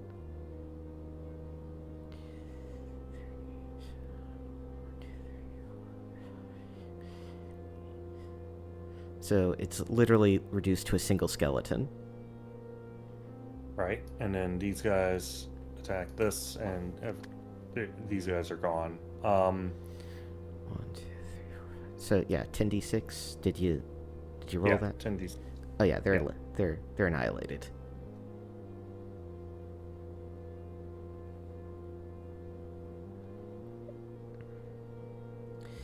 And that's all of them. There we go. All right, so now it's the enemy's turn. Finally, Skelemans are going to continue forward as best they can, running interference. Mostly.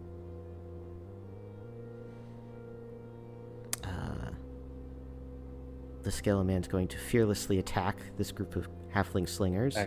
Actually, Johnny should be able to attack, or Jim should be able to attack.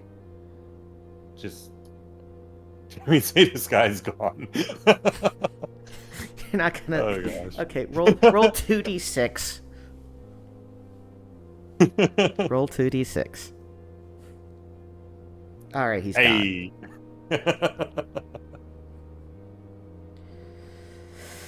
All right, so next these guys, they're gonna be able to get up to like there, ish.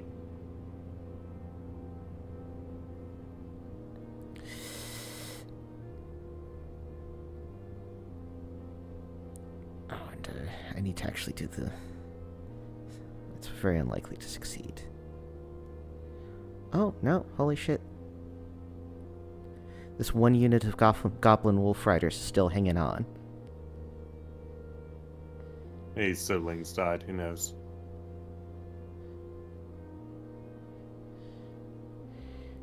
Like goblins have families. Yeah.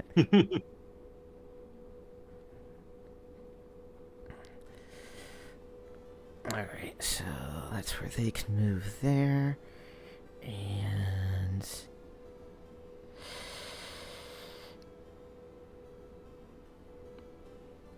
Bather Demon and company are going to start having fun over here.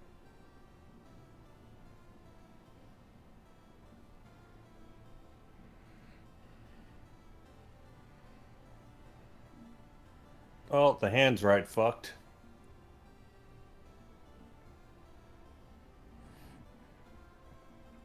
Alright. These guys are going to wrap around.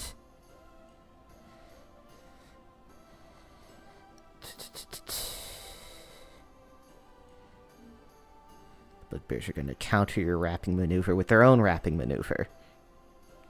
How dare they? Are y'all enjoying this, or do you want to roll for yourselves, by the way? I assume everybody's looking at other tabs. Yeah, that's it. I mean, rolling for myself is nice. All right, you control your end of things. I'm just gonna say you should probably join up with the unicorn and engage the Baylor demon. I mean, it's your strategy. It just, if I'm not rolling for myself, I'm literally doing nothing. Yeah. Yeah. All right. Sorry, we couldn't just schedule this with Damon. I didn't have a good time slot, as it turned out. Anyway, so enemies are going to attack. Starting from left to right. So one Wolf Rider. And Richard Mortimer. So the first one's the ones that counts. So that's going to be 2 hits. Then 1, 2, 3, 4, 5, 6, 7, 8, 9, 10.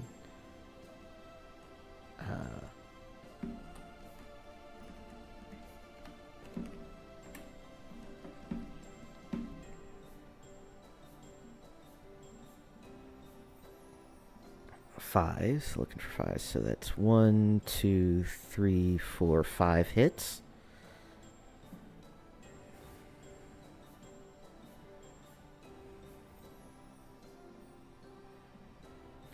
Oh, and then one more for Kapulk now.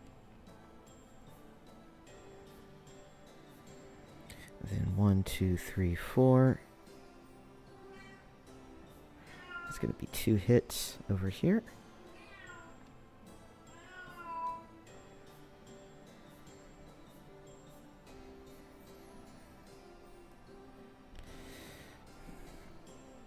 And then it is going to do the trolls.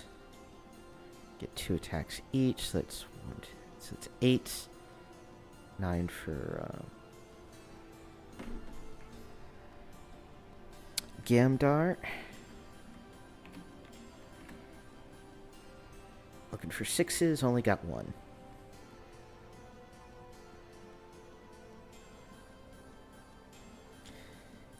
And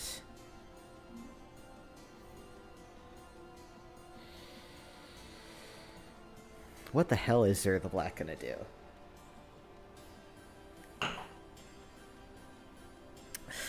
Repent. Do the heroes accept surrender?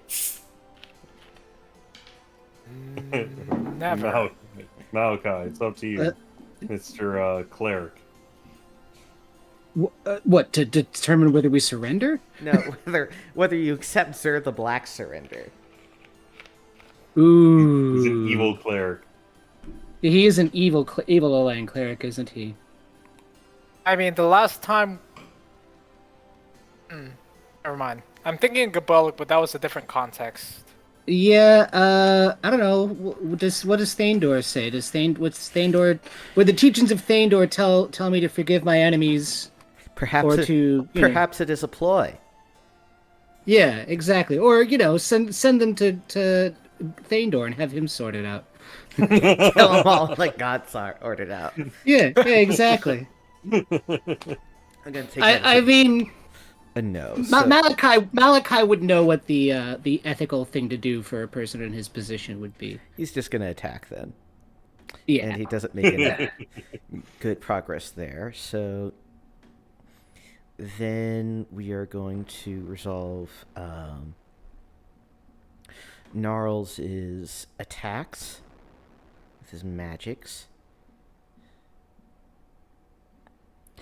So if he shoots, yeah, so he can shoot into those units and basically guarantee a hit. Oh shit. Yeah, so he can shoot there and he guarantees 2 hits. So he blows up 2 of your cavalry.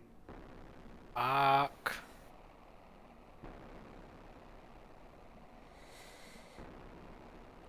And he's going to cast another big spell.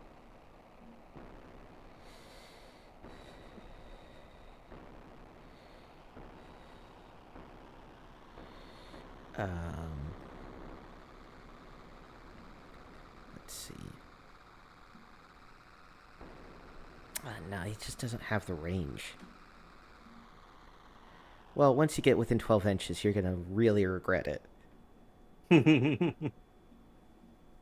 Ooh. And oh yeah, over here the skeletons are attacking the hapless.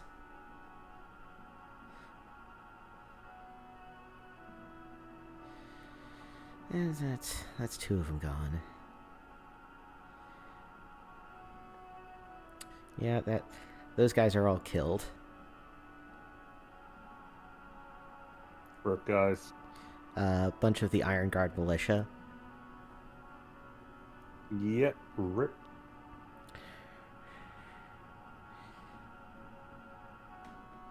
And now it's now we got to resolve morale checks.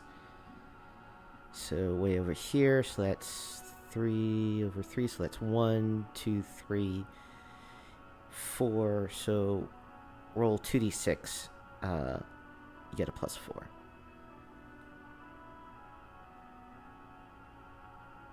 Damon. That would be Gnarls, right? That's Garrus. Oh, Gar- shit. there's- I was confused. Sorry. All right, your unit makes the morale check. Awesome. And doesn't oh, fuck. disband. It's just 3. Yep, Fuck. a lot of hard fighting. This unit 1, 2, 3, 4, 5, 6. All right, so Arn Cobblestone, roll 2d6.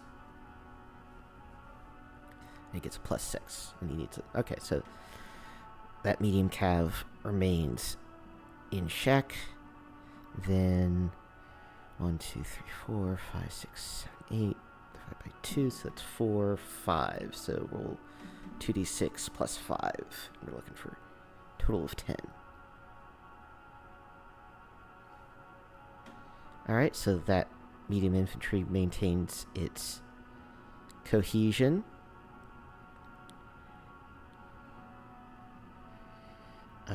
No checks there. No checks anywhere else for friendlies. Alright, now it's back to the friendly turn. Damon, you get do movement. All right. So I'm thinking that with just this guy, it's fine to leave him to these infantry, right? So I'm gonna have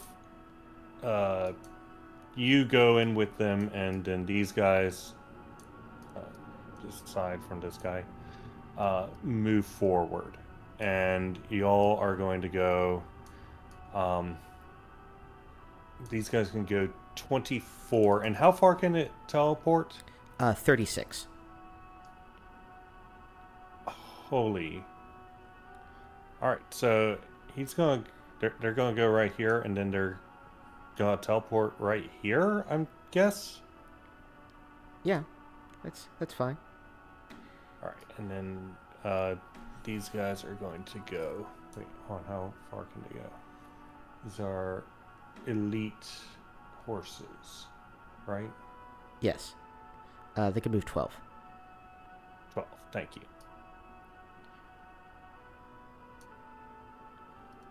Kind of getting separated out here, Malachi. But are you okay with that? This is kind of gonna be a. Malachi's gonna go in with the Unicorn Warriors to fight the Baylor Demon. Yeah, I mean, is there a way to get more backup in there? Because sending your party healer in pretty much by themselves is not a good idea. It'll be fun. Be coming. It'll be fine. All right. Are you sure? Yeah, I'm sure. Anyway, Where's the Baylor Demon right now? All right. It's he's right in the here, city. He's and in the he's seawalls. just killed all of your allies, or all of your prospective allies here. So, I will leave this to your decision on how you want to handle this. Well, I mean, what are the odds that I go there and the dispel spell fizzles? That's like a 50-50 shot. Yeah, see, that doesn't sound good odds. But the thing is, even if it fails, it still can't attack you. So to I mean, there is that, and also to clarify, there are other militia guys in Ironguard Motte trying to fight the Baylor Demon still, so they're not all dead. And the unicorn's going with me? Yes. Yeah, all right. Thander would go. Okay. Then let's move you up, and I guess we're depositing you right here. No, I'd much rather be closer to the potential allies than be separated from them by the Baylor Demon. Probably right there. Yeah. Okay. As long as I'm close enough to cast the spell and then hide. What is the range? Still cleric. Ironguard Motte's forces recognize that you're friendly, right? I mean, I don't think so. Okay. It's 30 feet. So how? It is 30 feet. So you need to be. He does need to be danger close. Yeah. Like you could be right here. All right. Okay. At the very least, the Unicorn Warriors will give you at least one turn of dying horribly to let you run away.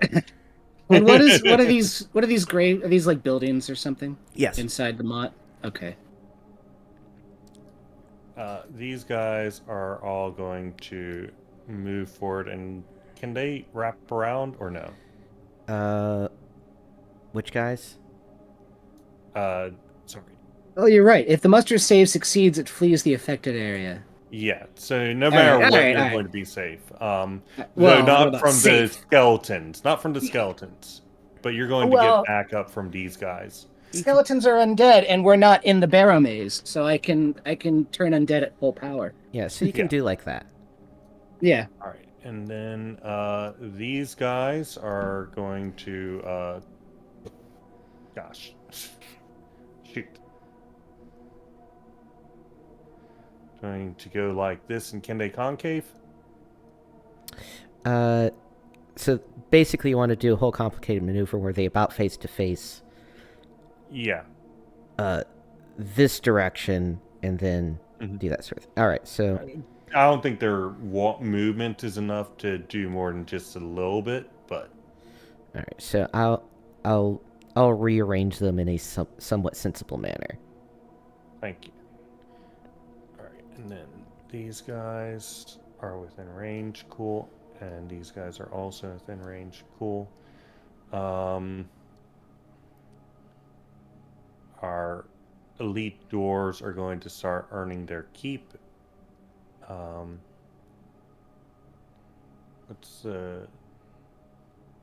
They can move 9. Shoot, they are in not the right place.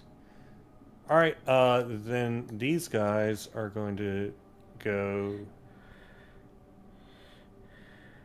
Can they go?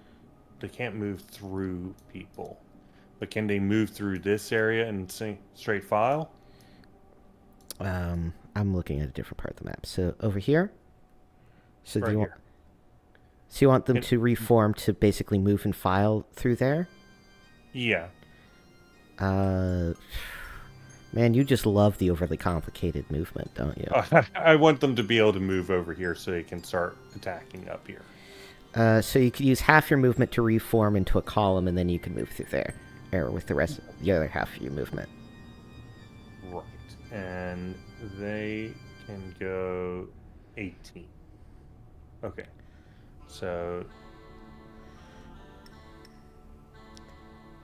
As we all know, half of 18 is 7.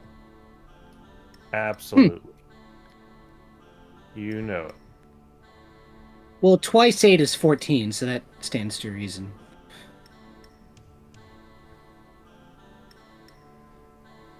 Six right here.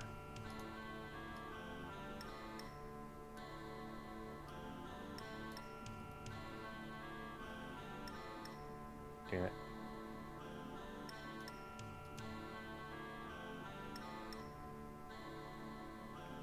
And then these guys are going to go about face and then go over here.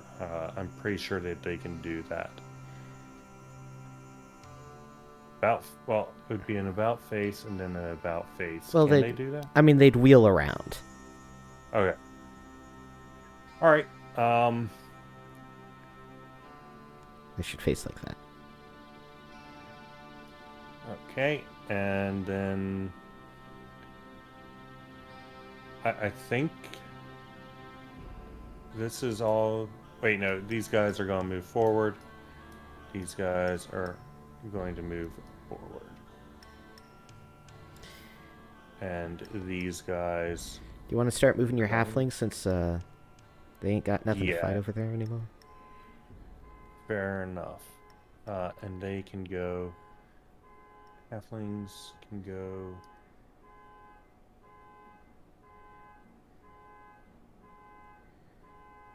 Oh, there it is. They move 12. 12. So they could probably move up to form a line with the rest of these guys. Yeah.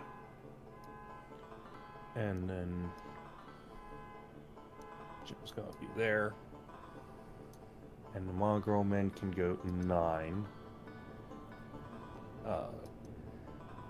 Distance. Not quite far enough for... Liger can go 12.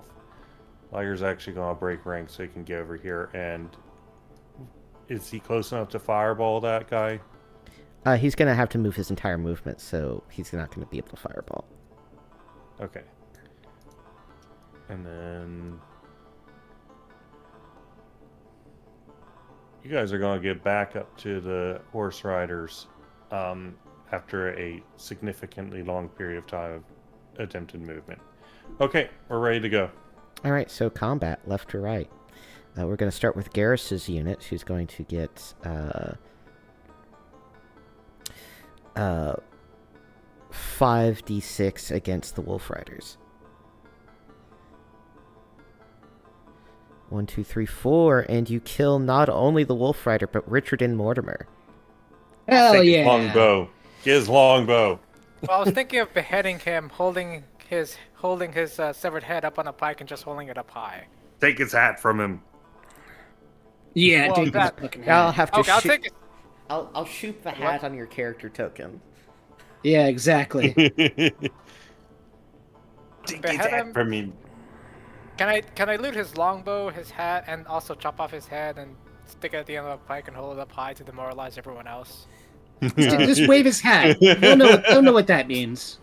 Stick his hat. No. Up ahead of Wave him? Okay. wave his hat over your head. They'll know what that means. Then we have... He wouldn't give up his hat, so he must be dead.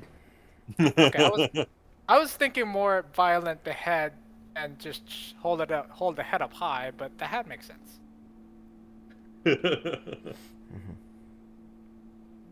So next we have the infantry attacking the back of the bugbear, so that's going to be 5d6 at +1 each. So we're going to be looking for 4s. So 1, 2, 3, 4 hits. It's going to be enough to fully eliminate 2 of them with their remainder damage going away. And then we're going to do 1, 2, 3, 4, 5, 6, 7 times 2. So that's 14, 15, 16, 17, 18, 19, 20d6. Looking for 5s or better. And cobblestone? Yeah. That included cobblestone.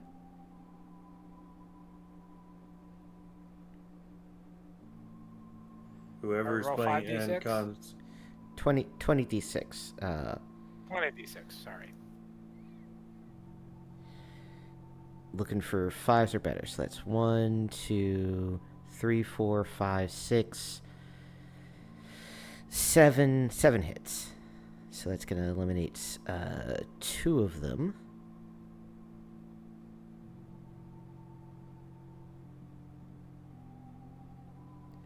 And leave 1 damage as remainder.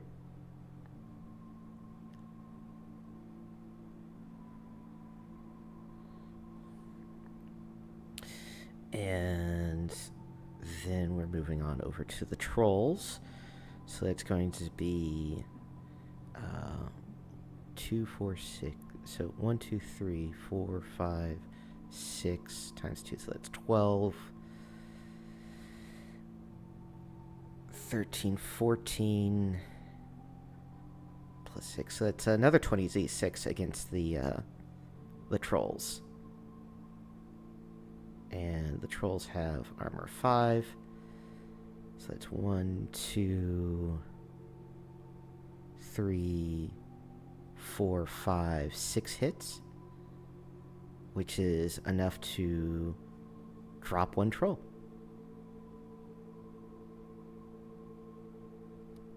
And Decion has like fire shit going on, so does he do extra damage? Yeah, I think he would. He'd do an extra 2 points of damage. Alright, then... Alright, let's see if these guys can kill Zur the Black. He's gonna get 66.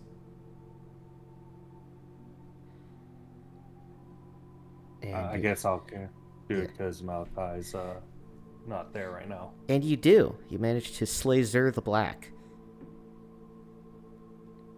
Rip, dude. Then let's resolve your archers if there are any that are relevant. Let's see. These guys right here. These guys right here. And then I don't know if they can hit up here yet. I'd say no on that one because you're shooting uphill, and you're in single file. Gotcha.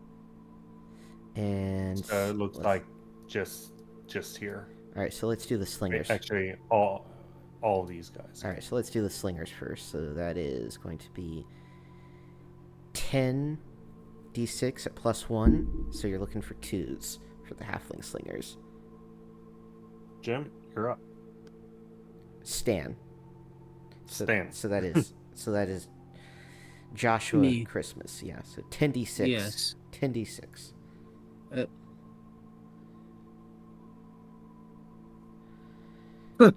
You're looking for 2s or better, Nice. so that is 9 all but hits. one.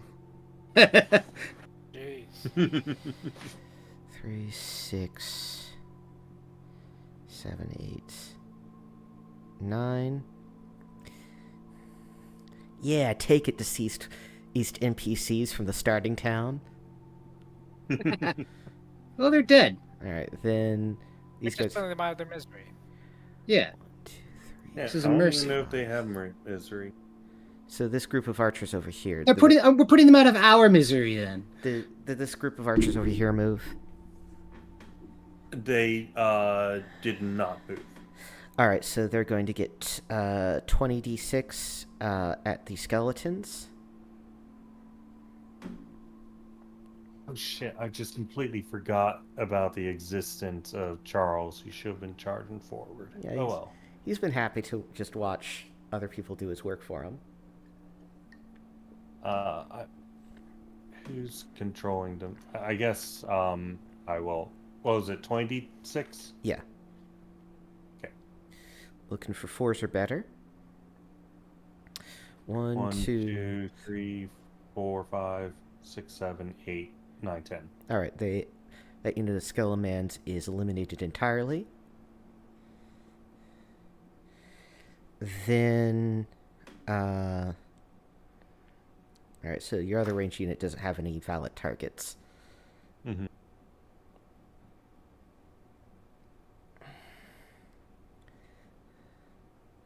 All right, so then we move on to the real big money. Malachi and his Dispel Evil spell. You got this. Okay. All Big right. money, big money, big money. I believe it has to make a save versus spells. Save versus spells with a -2 penalty. Yeah, Yeah. that sounds right.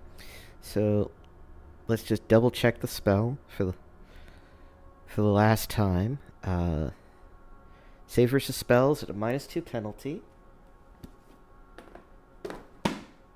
And given how many hit dice it has.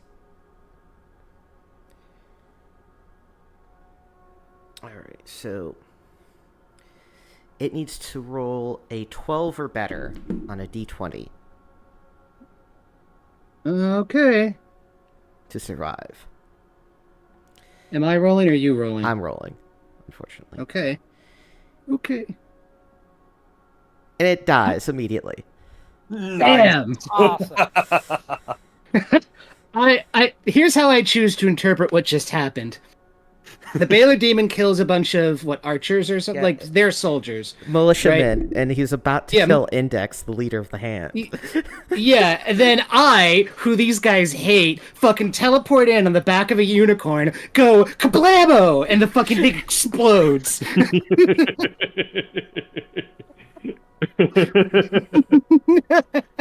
Perfection. Oh, This is yes. everything I wanted. That'd make a good comic book panel. It would. It really would. Kablamo is the... it's the onomatopoeia of teleporting in on a unicorn and destroying a Baylor Demon with a gesture. Thank God I made it to level 5 spells. Yep. So nobody died because I can't raise dead today. Well, technically I have the scroll, but I That's for probably me. will have given it back to you, given that Benedict is on a solo mission right now. Right. Mm-hmm. That's to be used on me, so then I can raise dead. Ugh. All right. All right. All right. I feel good about that. That was cool. All right, so now we're gonna do morale checks for the enemies.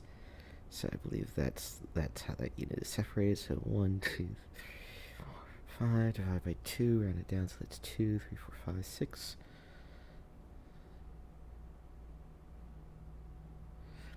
E makes it. Wait, then 1, 2, 3,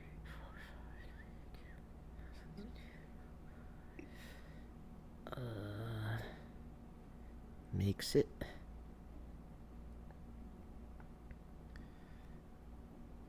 Then,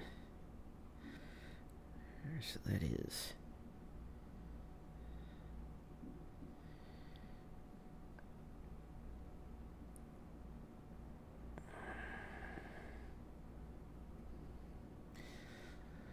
Control has 6, so that's 3, 4. 9, okay, so they can't possibly fail. So that one just dies. And yeah, okay, that resolves that, which means we go to the enemy's turn.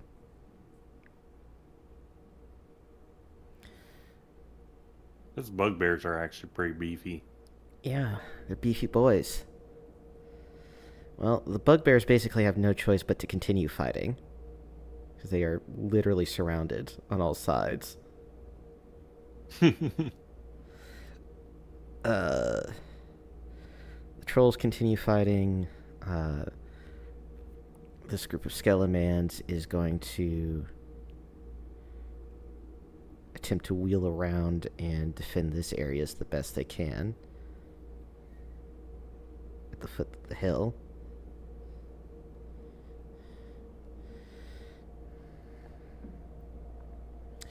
And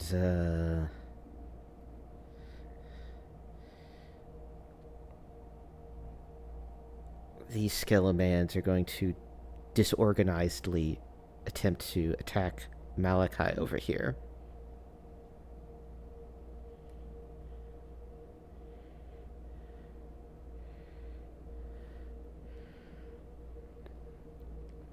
And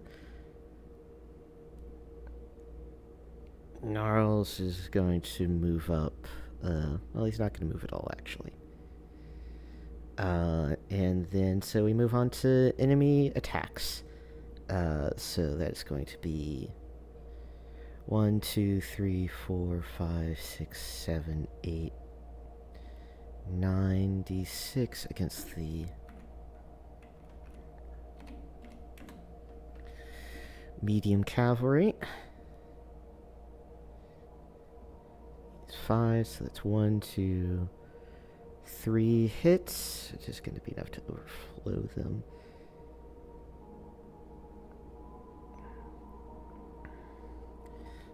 Then 1, 2 against the medium infantry. Both hits. Gnarl's got his money's worth with these bugbears.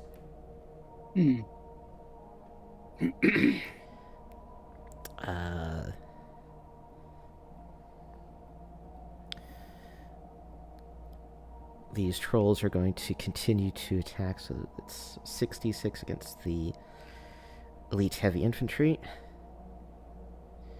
And they score 1 hit, which is enough to finally bring down one of your elite heavy cav. No, how dare they? This is a protagonist's team. He vows to get stronger to avenge his fallen comrades.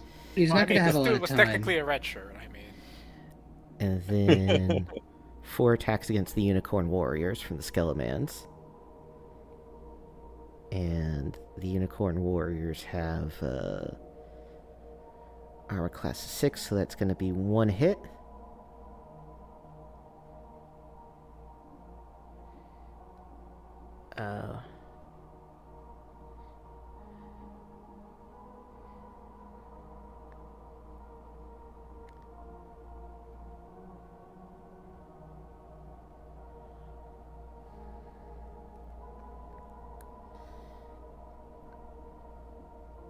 And Gnarls is going to continue lobbing spells from afar.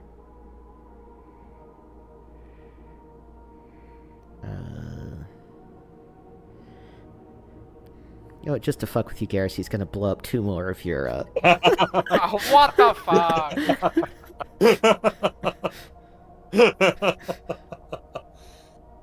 You still have a unit. Also, you can join the guys right next to you. Well, too. you might be, they might be losing their morale check here real soon. Yeah. Yeah. All right then. Man, Gnarls, why are you losing all your sorry, Garrus, why are you losing all your troops? Everybody else is doing just fine for the most part. Are you poor commander? I seem to have employed the it's either one of the ancient Japanese or Soviet tactics of let's just fucking Zerg rush everyone and hope to God we all make it out alive. Alright, so now we're going to do morale checks from left to right, starting with Garrus's unit. So that's going to be 0 plus 2, 3. So roll 2d6 and get a 7 or better.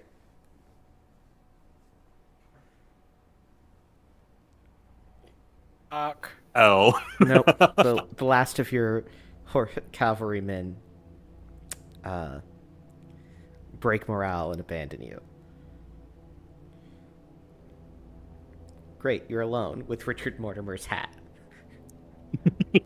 I really should have beheaded the dude when I had the chance. He's dead, but and you can always behead him now. And also, maybe you should, just to stop him from being resurrected as a skeleton or something. So Okay, I'll take out my frustrations. I'll behead him, and I hold it up high on my last single horse. all right, Arn. And just yell profanities at Gnarls. It's gonna be you next, you motherfucker! Armed Cobblestone needs to make a morale check. So 2d6, and he's gonna get What the shit?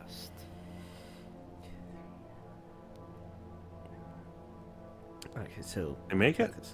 So that's 1, 2, 3, 4, 5 divided by 2, rounded down, so that's 2 plus their hit dice, which is 2, so that's 4. Plus having heroes, so 5, and that's plus 5, that's 10. So they make it, yeah. Awesome. Very close. Nice. Now we're gonna do the infantry. The medium infantry, so that is 1, 2, 3, 4, 5 divided by 2, rounded down, so that's 2, 3. So roll 2d6 and you need a 7 or better. Needs to roll? Whoever. I mean, I'll just roll it. I'll Okay, do it. nope. Next. They, 8. I think I'll go with the first one then, which means they break. They break All right. against the Bugbear Assault.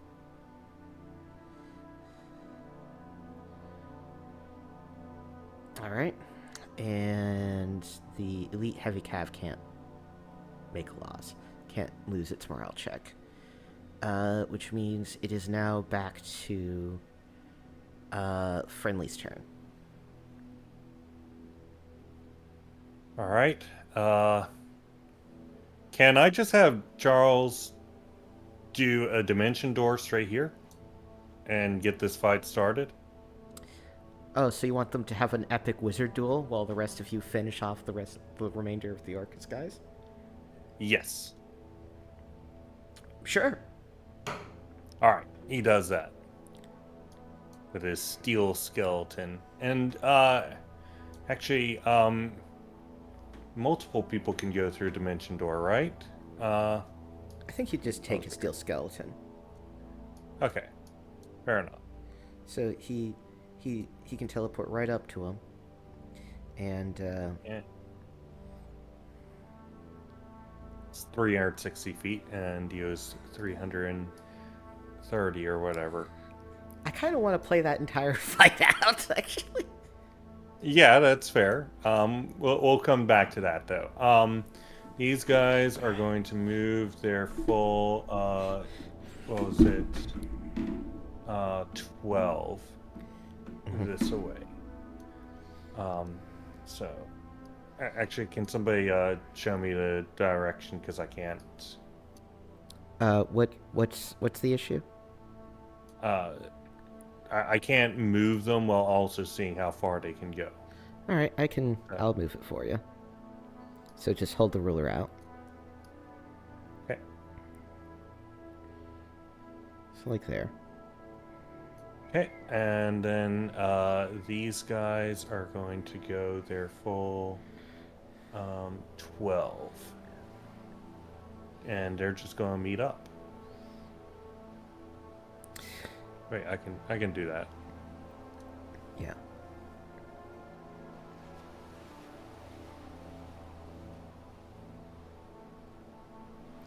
And then these guys. Well, actually, let's see. I think you're gonna want the medium infantry to wrap around these trolls. Yes, but let's see. 120 feet. And then, no, sorry, it's 240 range for control weather, right? Yeah. 240. And then I can dump the tornado right here in the middle of these guys, and then it moves 120 feet through these guys. Does that work? Can that work? I mean, it'll mean that Charles and Gnarls' final epic battle will be in the middle of a tornado. Exactly. Yeah, I mean, I'm into it. I see what you're getting at. So you know what? I'm cool with it. All right. It's like the end of the Superman game. We'll do that there, but these guys are going to move forward for safety's sake, and then these guys, they're not gonna. They need to move forward. They're just gonna go right here, and then these guys wrap around.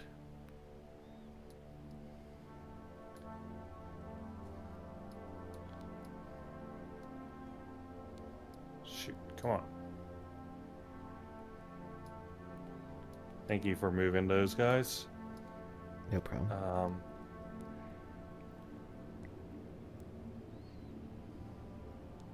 Complete surround. And then these guys are going to go here and then here. So that's fine.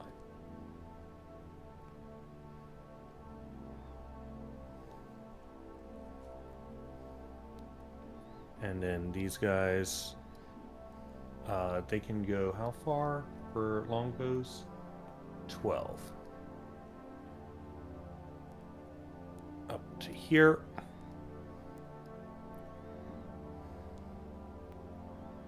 And then these guys are going to go 6. And then another 6. It should be about here. And then these guys are going to move here, and they should be able to get themselves in a line. A proper formation, I guess, along with Gnarls. Or, excuse me, Garrus. Gosh. And can these guys even maneuver? Which guys? Wait, these guys can go up here, right? Yeah. They have. Okay, they will do that then. All right, so let's resolve it left to right as always then, if we're done with movement. Yep. So it's going to be 1, 2, 3, 4, 5, 6, 7, 8, 9, 10 from the medium infantry at +1 each. So 10d6 from them. Garrus? Hi. And D6. Sorry.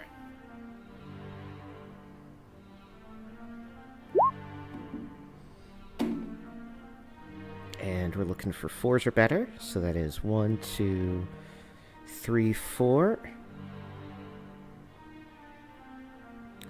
So that is going to eliminate one of them and damage another. Alright, then we get 1, 2, 3, 4, 5. So that's 10, 11, 12, 13, 14 d6 at normal. And we're looking for 5s or better. So 1, 2, 3. Yeah, 3 hits. That's enough to take out another one.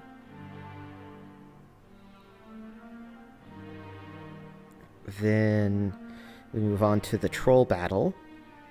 So Question: who am I commanding now? Are these cavalry dudes? they're dwarven They are. mounted crossbows. Okay. I say to them, okay, so the last cavalry unit I just commanded were all slaughtered to a man. I hope to God all of you are ready to die. Alright, so Yeah, pep But talk. not all of them died. Fucking want to make a morale check we're right making now good- then? yeah, nice pick We're me up, making good General progress. Sherman. Fucking hell. We're making good 1, progress. 3, 4, There's a 5, slight As an chance some of you may live. Fuck off. We're making good progress, though. Look at the example. I have Ranger Rick's head. 6. Okay, we're making good 7. progress. So 8d6 from the medium infantry to the back of the trolls. 8, 6. 1 hits, I think. You get a +1 to hit, so we need 4s or better. So that is 1, 2, 3 hits. 3.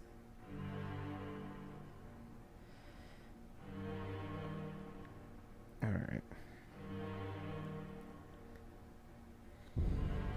Then from the front we get 1, 2, 3, 4, 5, 6, 7 times 2, so that's 14 d6.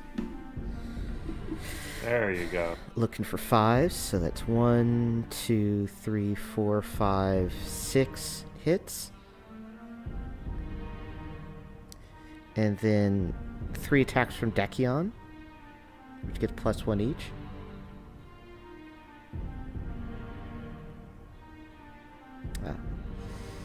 Nice. Alright, so that's just gonna do 1, which is gonna be enough to off that one, and then 3 attacks from Jim Shady. 1. Alright, so that is... Yeah, they're pretty much all fucked.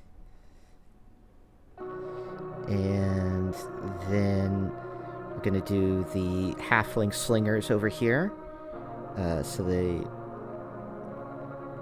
So one of them didn't move at all. So they're gonna get 10d6. Need 2 or better to hit those Skillamans.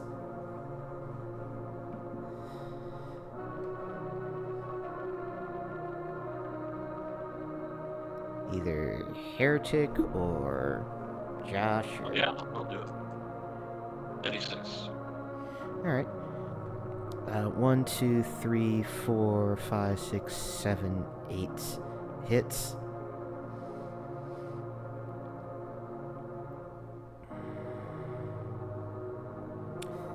And then...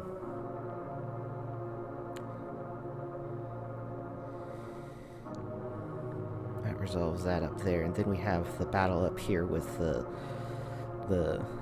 Kill Ironguard's men-at-arms and the hand and the whatnot.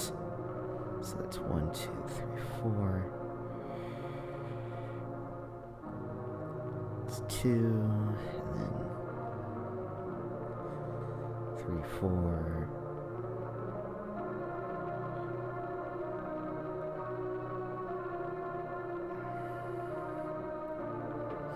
And then Malachi, you want to roll which is probably going to be the last roll for this combat against the Skeleman. Was it for Malachi?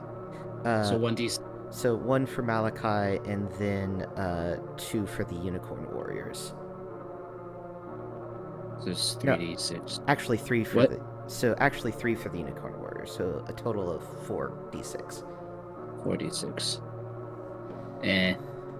Yeah, you cut him down pretty good. Alright, good.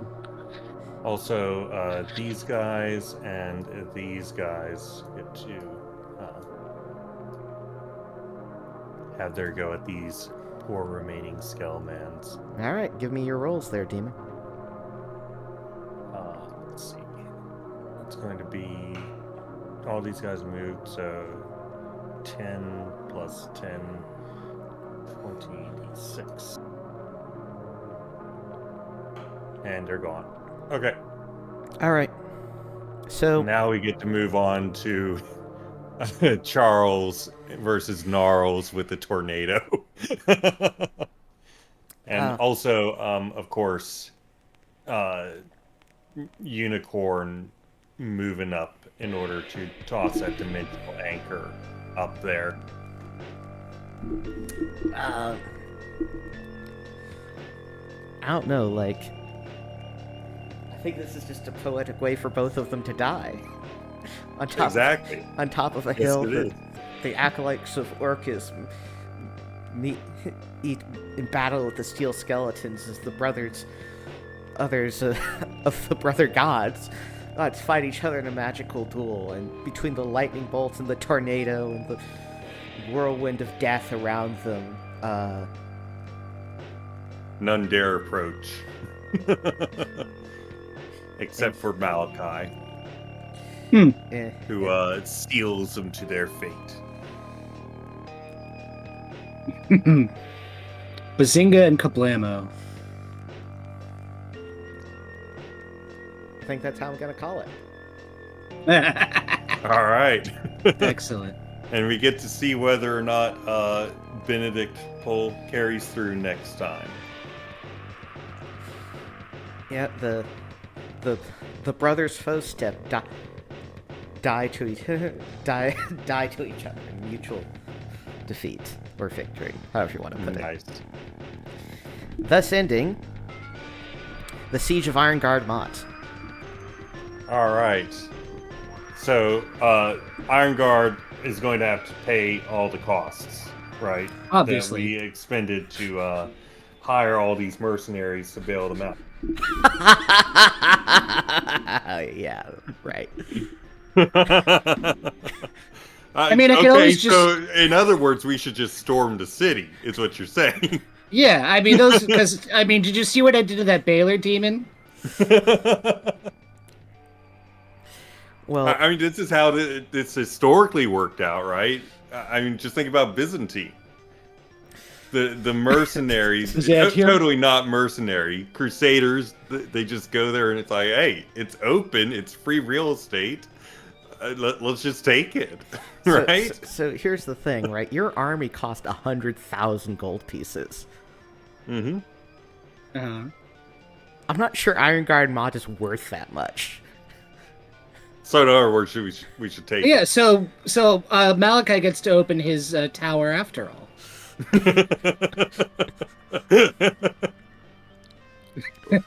Are we wrong here, Kilroy? We spent more money defending the place than it's worth. That makes it ours. I mean, yeah. Ironguard can't. We effectively totaled the castle. These guys want to execute us. You're gonna have to run it by the king when he comes around finally. But in terms of what's happening on the ground, there's nothing Ironguard can really do about it. Listen, we had it on good we had information that made it seem that the Ironguard family was in fact infiltrated by Orcus worshippers. So, you know. That's fair enough. So, who wants to become the new feudal lord? Benedict, of course. No, Well, Jim. Yeah, Jim. It's got to be Jim. Conan. He's got the Conan spear, too. Yeah. There's the spear predestined, and his super cool cleric friend just one-shot a Baylor demon, and no one's gonna fuck with him. We'll pay the king off with some share of the loot from The taxes from the town we now own. Yeah, and from the Opthothrax. You know what? The first thing we do is we gut the Church of Yig. Those traitors. Yes, absolutely. These guys, just look at all these cultists. Must be chock full of evil. How could they fail to see the evil within their rank? And this is how ascended Duke Shady. He's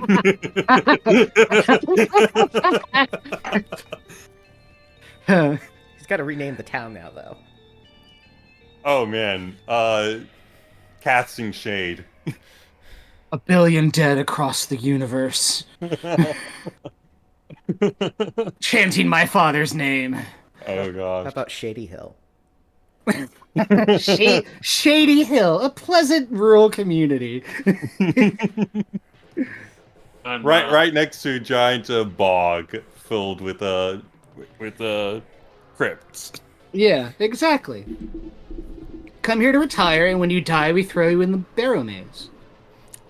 And then people get experience by killing your resurrected corpse. That's right. It's a business model. So I am going to say we should move forward with this conquest, right? Under the name of creating peace and order. But Benedict is not there, so it's in you guys' hands to make your decisions. I mean, you still have to stop the undead army from spilling out, right? yeah, we'll see how that resolves next time. Yeah. But in the meantime, it looks like we're gonna have Duke Shady. Nice. Wait, so this is a dukedom. That means that it's neighboring another country, right? Not Or necessarily. another feudal state. You're thinking more of a marquee. Okay. Like if it was a march, right? That would mean it's very likely a border region, because a march is a specific kind of feudal contract. I see. A duchy isn't necessarily a border region of some sort. Or it's, I see. yeah. Anyway, Alright. so also, what's the name of the town now? Shady Hill, is it on a hill? I mean, kinda. It's more of a. I mean, it was called a motte before, right? So there's sort of a motte and bailey, structure to it. There's a big central tower and a wall that surrounds the town.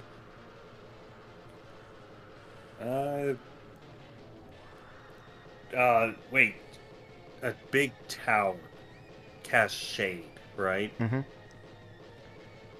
The shadow, the Shady Lord Tower.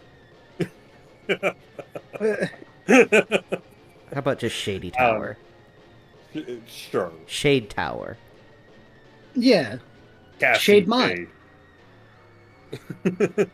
Shade Motte. Alright, fine. And that's how the PCs conquered the regional town. Yeah. You shouldn't have been such dicks to us. I was Also, actually thinking about that. When you entered Ironguard Motte, it's like, did the guards recognize you from, like, the last time they arrested us? Holy shit, that's the guy we were supposed to kill, but failed. Yeah. I was like, isn't that the guy we were supposed to burn at the stake, like, a few months back? also, everybody's kind of looking at this epic fight that's going on up here. At the Teleport top in, rail. one-shot the Baylor demon, finger guns to the guards, teleport out again. Comes in, shoots, leaves, offers no Unicorn Knight explanation. was definitely a good choice. Yeah. That was a pretty cool session, Kilroy.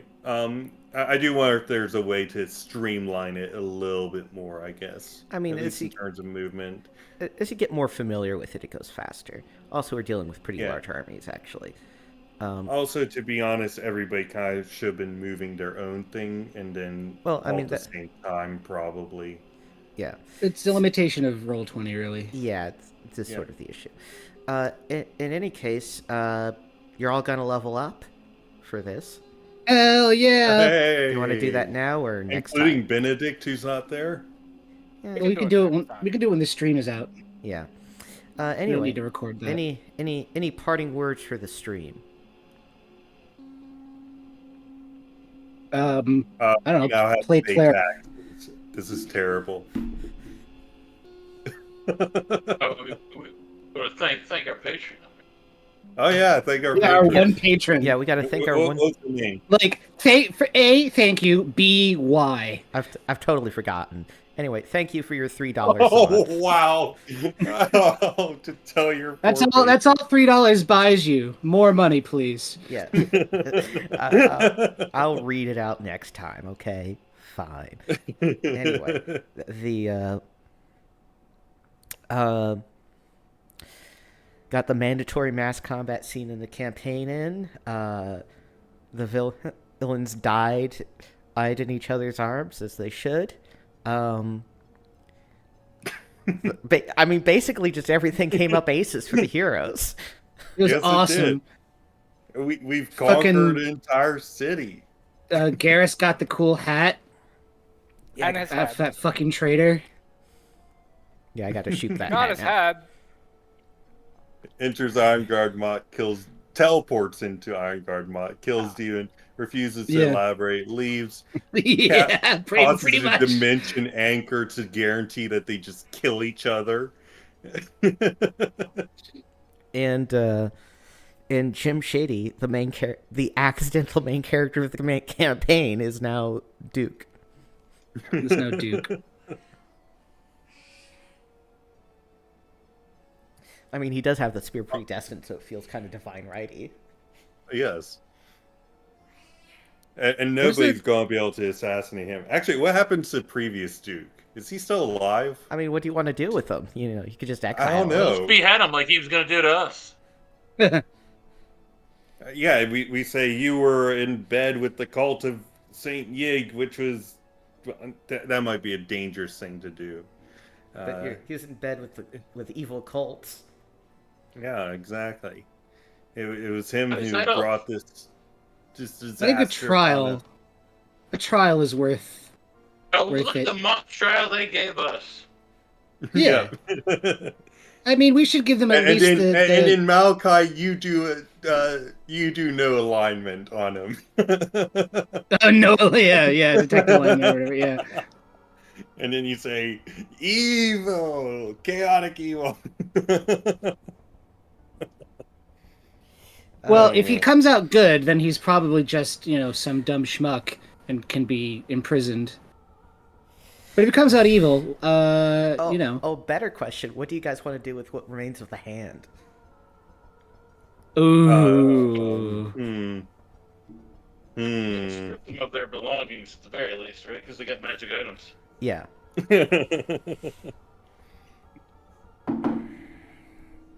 Because they're not like evil or We anything like you that.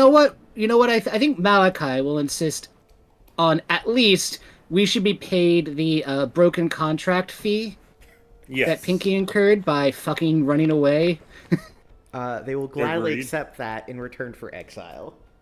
Yeah, exactly. We seized the treasury of Ironguard Mud. Why would we demand money? Because We got that money. it's karma. It makes it right. That's the right thing to do. They signed the contract. They owe us. Money, right?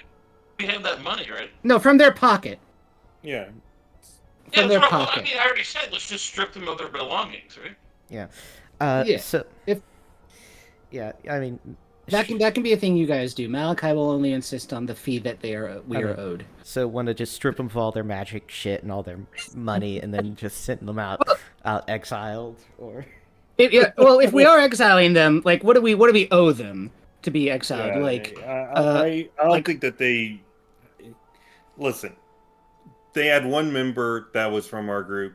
They were a bunch of uppity assholes to some degree, but we were uppity assholes back at them. I agree with Malachi's point. I don't. The only reason that I would strip them of their magic items is because they're a potential threat to our new rule, right? well, like That's the only Artie, basis. RDT, What- do you have any opinion on this subject? I honestly no, not really. I mean, if we exile them into a known dangerous situation with no means to defend themselves, that's as good as killing them. So, there's some minimum that we owe them if we're going to exile They're them. gonna So do give that. them that. Yeah. That's what they're gonna do. I don't care to exile them. In fact, I would rather keep them close and under our thumb. Nah, get them the fuck out of here. I don't like those assholes. I mean, we can just, we'll just throw. Have them guard. How did we enter the campaign? Guarding a merchant? Have them do that. Fuck off into some other adventure. Find your own goddamn Barrowmaze. Or you could just throw them in the dungeon and figure it out later. Fair enough. Fair enough, but still, I don't even know what the relation. No, they were in service to the Ironguard family, weren't they? Yes. We'll try Good them. league with evil. Yeah. Yeah, so- we'll try them. We'll try them and everybody else who's involved with Alright, our false arrests. So they're going to be in the dungeon until the king shows up to sort all this mess out. Perfect. I suppose the last question is how do we handle the Church of Saint Yig? Because we have it on. Clearly they were completely infiltrated and failed to defeat this infiltration. And who knows how widespread it was? I mean, you got a cleric with a brand new religion for everybody. That's right. Speaking of, Benedict will be moving over to that. He's in favor of the drinking and whatnot. Yeah, hell He's yeah. been made a believer. It's the drinking and the fighting and the banishing of evil and the having to do the correct moral thing. Yeah. Question: How does Thander respond to Malachi's actions there? I am leveling up.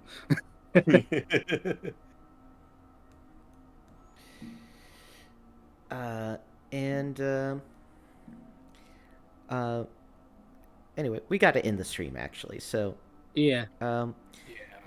looking forward to a new glorious rule of Duke Jim Shady from Air Guard to divinely chosen feudal lord of this land.